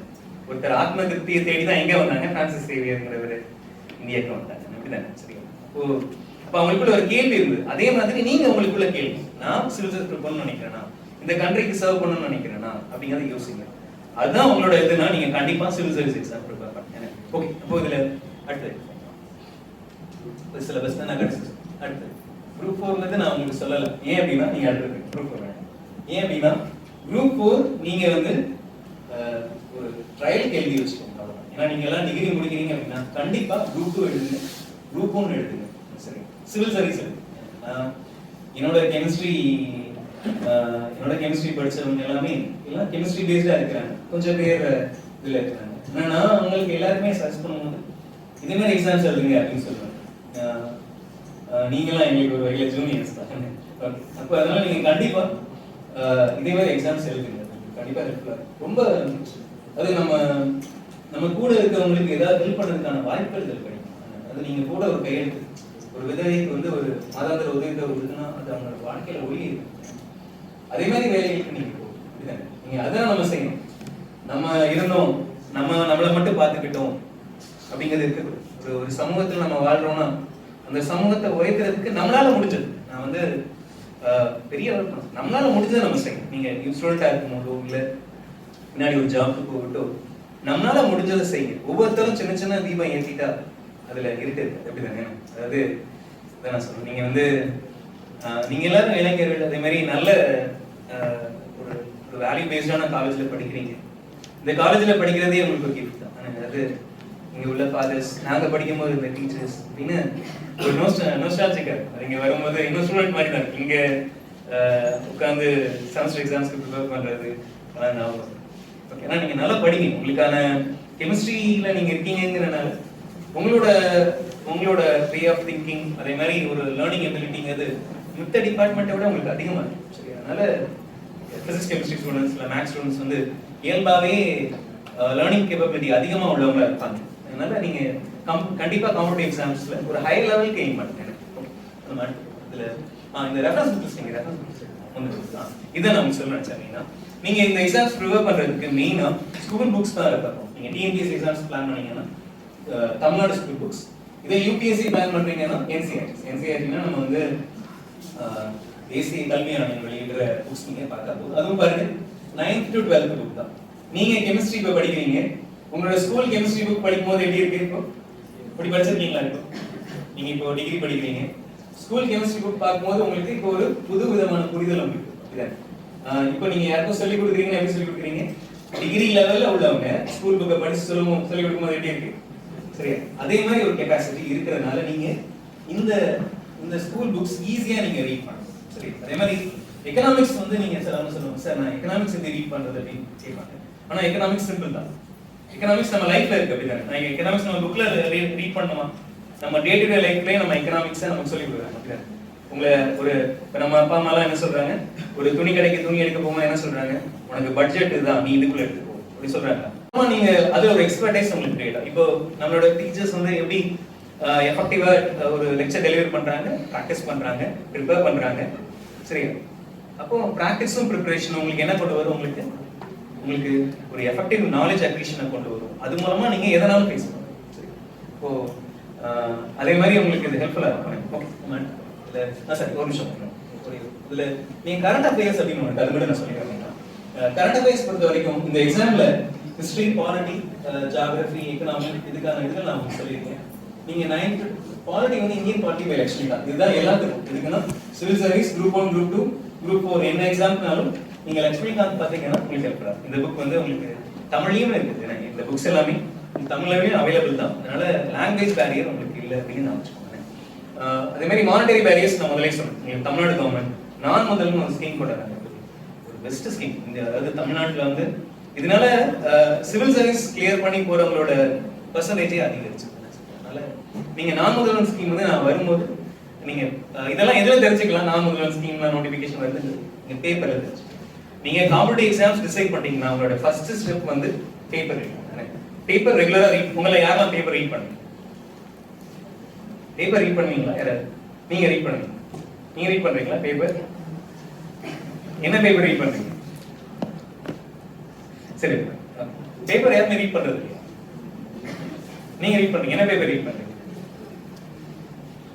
என்னமா? ஹிந்து ரீட் பண்றீங்க. தமிழா English? Tamil. Very good. Okay, English Hindu read பண்ணுங்க. நீங்க வந்து தமிழ் ஹிந்து ஓகே தான். இங்கிலீஷ் ஹிந்து வந்து நீங்க ரீட் பண்ணுங்க. நான் வந்து 17 இயர்ஸா ஹிந்து ரீட் பண்றேன். ரொம்ப ஹெல்ப்ஃபுல்லா. நீங்க அதாவது ஒரு எக்ஸாம் ஓரியன்டா மட்டும் இல்ல, நம்ம சொசைட்டியை பத்தி தெரிஞ்சுக்கிறதுக்கு, நம்மளை வளர்த்துக்கிறதுக்கு ஹெல்ப்ஃபுல்லா. நீங்க பேங்கிங் எக்ஸாம் ஏதோ சொன்னாங்கல்ல, பேங்க் மேனேஜரா நீங்க பேங்கிங் எக்ஸாம்லாம் ட்ரை பண்றீங்கன்னா நீங்க கண்டிப்பா பேப்பர் ரீட் பண்ணுங்க. அதுல என்ன ஹெல்ப்ஃபுல்லா இருக்கும்னா இங்கிலீஷ்க்கான அவேர்னஸ் ரிலேட்டடா உங்களுக்கு ஒரு பேப்பர் இருக்கு. அது ரொம்ப ஹெல்ப்ஃபுல்லா. அதே மாதிரி பேப்பர் கண்டிப்பா ரீட் பண்ணுங்க. நீங்க தமிழ் பேப்பர் ரீட் பண்றீங்க, ரொம்ப சந்தோஷம். இங்கிலீஷ் பேப்பரும் ரீட் பண்ணுங்க. நீங்க அப்படிதான் நம்ம ஒரு சமூகத்துல வாழ்றோம். இந்த சமூகத்துல மக்கள் எப்படி இருக்கிறாங்க, நம்ம எப்படி இருக்கிறோம், என்ன நடக்குது அப்படிங்கறது தெரிஞ்சுக்கிறதுக்கு ஒரு வாயிலா எது இருக்கும்னா பேப்பர். அதனால நியூஸ் பேப்பர் கண்டிப்பா ரீட் பண்ணுங்க. நான் எந்த காலேஜ் போனாலும் நான் முதல்ல சொல்றது என்னன்னா கண்டிப்பா ஒரு பேப்பர் ரீடிங் வந்து இது பண்ணுங்க. இங்க நியூஸ் பேப்பர் கிளப் மாதிரி இருக்குதா? காலேஜ் ரீடர்ஸ் கிளப் இருக்குதா? அங்க நியூஸ் பேப்பர் ரீட் பண்ணுவீங்களா? ரீடர்ஸ் கிளப்ல யார் மெம்பரா இருக்கா? இல்ல, யார் இல்லையா? சரி, ஓகே. நியூஸ் பேப்பர் ரீட் பண்ணுங்க. அங்கெல்லாம் அதே மாதிரி பண்ணலாம். சரி, தமிழ் இங்கிலீஷ்க்கு வந்து நீங்க 6th to 12th புக்ஸ் நீங்க மெயினா ரீட் பண்ணா போதும். அதுலயும் நீங்க 9th to 12th கான்சென்ட்ரேட் பண்ணா போதும். நீங்க ஆனா இந்த எக்ஸாம்ஸ் எல்லாமே நீங்க எப்படி பண்ணுவது நான் உங்களுக்கு கடைசியா சொல்றேன். உங்களுக்கு ரெஃபரன்ஸ் புக்ஸ் நான் கொடுத்துருக்கேன்.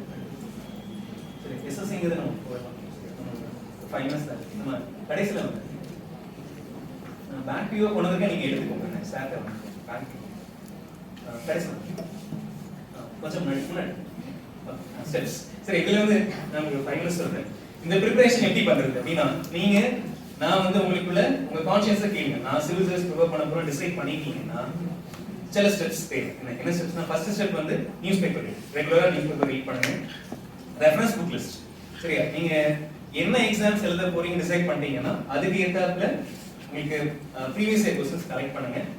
அதே மாதிரி இன்னொரு பெட்டர் இது என்ன, ஏற்கனவே எழுதினவங்க இருக்காங்க, நான் அவங்ககிட்ட கேட்பேன், நீங்க எப்படி ப்ரிப்பேர் பண்ணுங்க, உங்க சீனியர்ஸ் யாராவது இருந்தா கேட்பாங்க. சரி, அந்த மாதிரி எங்க கிட்ட கேட்கலாம், சார்ட்ட கேளுங்க, அவங்க ஒரு வழி காட்டுவாங்க. அப்போ நீங்க ப்ரீவியஸ் இயர் क्वेश्चन எடுத்துக்கோங்க, சிலபஸ் எடுத்துக்கணும். சரியா, அதுக்கப்புறம் ஹவ் டு மேக் நோட்ஸ். அதாவது இதுல வந்து சார் குரூப் 4 யாராவது அப்பியர் ஆகிட்டீங்களா? Group 1 group 2 degree qualification group 4 யாராவது எழுதிட்டீங்களா? வேற ஏதாவது காம்படிஷன் எழுதிட்டீங்க? எப்போ ஸ்டார்ட் பண்ணீங்க அந்த ப்ரிப்பரேஷன்? உட்காருங்க சார், உட்காருங்க சார். கரெக்ட்டா அதுக்குன்னு ப்ரிப்பரேஷன் பண்ணல சார், ஸ்கூல்ல படிச்சது சார், அதை வச்சு. சரி, நீங்க எப்போ இருந்து ப்ரிப்பேர் பண்ணீங்க? என்ன யார் கையில் கொடுத்தாங்க? குரூப் எக்ஸாம் எழுதுனீங்களா? எப்போ இருந்து ஸ்டார்ட் பண்ணீங்க? எப்போ இருந்து ஸ்டார்ட் பண்ணீங்க மட்டும் சொல்லுங்க.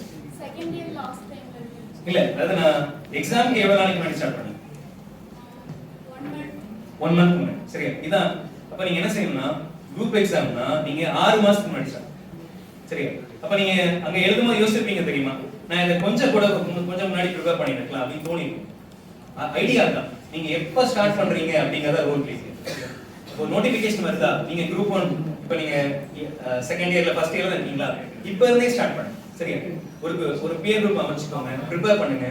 சரியா, அப்புறம் ரெகுலர் டெஸ்ட் இது பண்ணுங்க. டெஸ்ட் எல்லாமே அவைலபிள் தான். நீங்க உங்களுக்கு நான் கோச்சிங் சென்டர் போகணும் அப்படின்னு நினைக்கிறீங்கன்னா ஒரு வழிகாட்டுதல் தரும். ஆனா இந்த டெஸ்ட் சீரிஸ் எல்லாமே ஆன்லைன்லயே அவைலபிள் தான். எல்லா டெஸ்ட்டுமே ஆன்லைன்ல உங்களுக்கு கிடைக்கும். சரியா, டெஸ்ட் சீரிஸ் ஒரு இஷ்யூஸே கிடையாது. கவர்மெண்ட் உங்களுக்கு இருக்கு, கவர்மெண்ட் இருக்கிறாங்க, அதனால நீங்க ஒரி பண்ண வேண்டாம். நீங்க ஆனா ஒண்ணே ஒண்ணு உங்களுக்குள்ள கேட்டுக்கோங்க, நான் இதுக்கு தயாரா அப்படின்னு கேட்டுக்கோங்க. நீங்க செமஸ்டருக்கு முன்னாடி படிச்சு எழுதுற மாதிரி என்ன செய்ய முடியாது, நீங்க அதே ஐடியா தான் பண்ணிருக்கீங்க. செமஸ்டருக்கு முன்னாடி படிச்சு எழுதுற மாதிரி தான் எழுதிருக்கீங்க, அப்படிதான். சரி, எப்பவுமே அப்படி செய்யாதீங்க. என்ன நீங்க கெமிஸ்ட்ரி எக்ஸாமே எப்படி எழுதுங்க, ரெகுலரா படிங்க. என்ன ரெகுலரா படிச்சா 1 மணி நேரம் படிக்க வேண்டியது செமஸ்டர் ஒட்டி எப்படி படிக்கிறோம், பரபரப்பா உட்காந்து அன்னைக்கு பூரா ப்ரெஷர் ஆகுதா, என்ன அப்படிதானே. அதுக்கே நீங்க முதல்ல இருந்தே படிக்கலாம். அப்புறம் அடுத்த செமஸ்டர்ல அந்த ஐடியா ஞாபகம் இருக்கா, நீங்க எஸ்எம்பி மெக்கானிசம் படிக்கிறீங்கன்னு நினைக்கிறேன், அடுத்த செமஸ்டர்ல அந்த மெக்கானிசம் ஞாபகம் இருக்கா உங்களுக்கு? ஞாபகம் இருக்கா? சரி, அதான் ரெகுலரா படிங்க, டெய்லி படிங்க. அதுக்கு நான் படிக்கும் போது டெய்லி 1.5 மணி நேரம் படிப்பேன், டெய்லி 1.5 மணி நேரம் தான் படிப்பேன். சரி, இங்க வந்து நான் என்னோட பர்சன்டேஜ் 88.48% வாங்குறேன். சரி, ஆனா நான் டேலண்டட் நான் சொல்ல மாட்டேன், ஆனா நான் ஹார்ட் ஒர்க், நான் ரெகுலரா படிப்பேன், அதே மாதிரி ரிவைஸ் பண்ணுவேன் அப்படி. சரி, நீங்க டெய்லி 1 மணி நேரம் 1.5 மணி நேரம் நம்ம ஸ்பெண்ட் பண்ண முடியாம இருக்கிறோம் இல்லையா? கண்டிப்பா நீங்க கெமிஸ்ட்ரிக்கு டெய்லி 1.5 hours படிங்க, ஹெல்ப்ஃபுல்லா இருக்கும். காம்படிட்டிவ் எக்ஸாம்ஸ் பிளான் பண்ணீங்கன்னா ஏர்லியா ஸ்டார்ட் பண்ணுங்க. கடைசி இது என்னோட நம்பர், இது என்னோட மெயில் ஐடி. நீங்க உங்களுக்கு ஏதாவது ஹெல்ப் தேவைப்படுது, மணி வைஸாவோ புக் வைஸாவோ என்ன ஹெல்ப் தேவைப்பட்டாலும் சொல்லுங்க, என்னால முடிஞ்சதுன்னா நான் கண்டிப்பா ஹெல்ப் பண்ணுவேன். சரி, அது நாங்கள் மானிட்டரி வைஸாகவும் சிலருக்கு ஹெல்ப் பண்ணுறோம், புக்கும் வாங்கி கொடுக்குறோம். சரியா, நீங்க இதே மாதிரி ஏதாவது ஹெல்ப் தேவைப்படுதுன்னா நீங்க தயங்காம கேட்கலாம். சரி, அது சேல்ஸ் காலேஜ் ஸ்டூடெண்ட்ஸ்க்கு இல்லை இந்த காலேஜ்க்கும் இந்த டிபார்ட்மெண்ட்டும் கட்டப்பட்டிருக்கோம். அதனால என்ன வந்தீங்கன்னாலும் கேளுங்க, நல்லா பண்ணுங்க. சரி, எதுவும் கேட்க வேண்டியது கேட்க வேண்டியது சரி.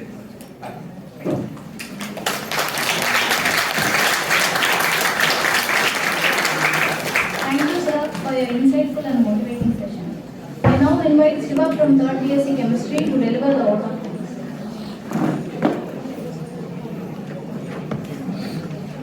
Good afternoon.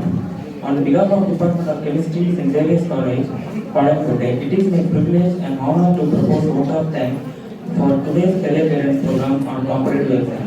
We are deeply grateful to esteemed resource person, Mr. S.P. Chandaya, Executive Director, Pathmakers Academy, Tirunelveli, and Dr. M. Johnson Ritto, Assistant Professor of Department of Botany, Coordinator of Unnat Bharat Abhiyan SSC, for enlightening us with their valuable insights, practical guidance, and motivating sessions that will undoubtedly benefit us in our future endeavors.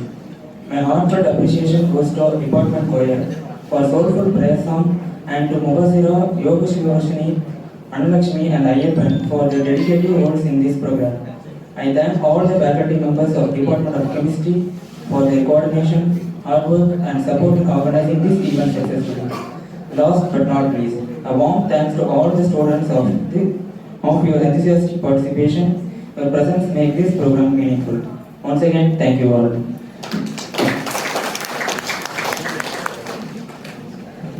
Thank you, Shiva, for expressing our gratitude thoughtfully. As we conclude, let us remember every small step towards our goals shapes the future we dream of. Let today's guidance become tomorrow's success. Thank you for all for your presence. Have a wonderful day ahead.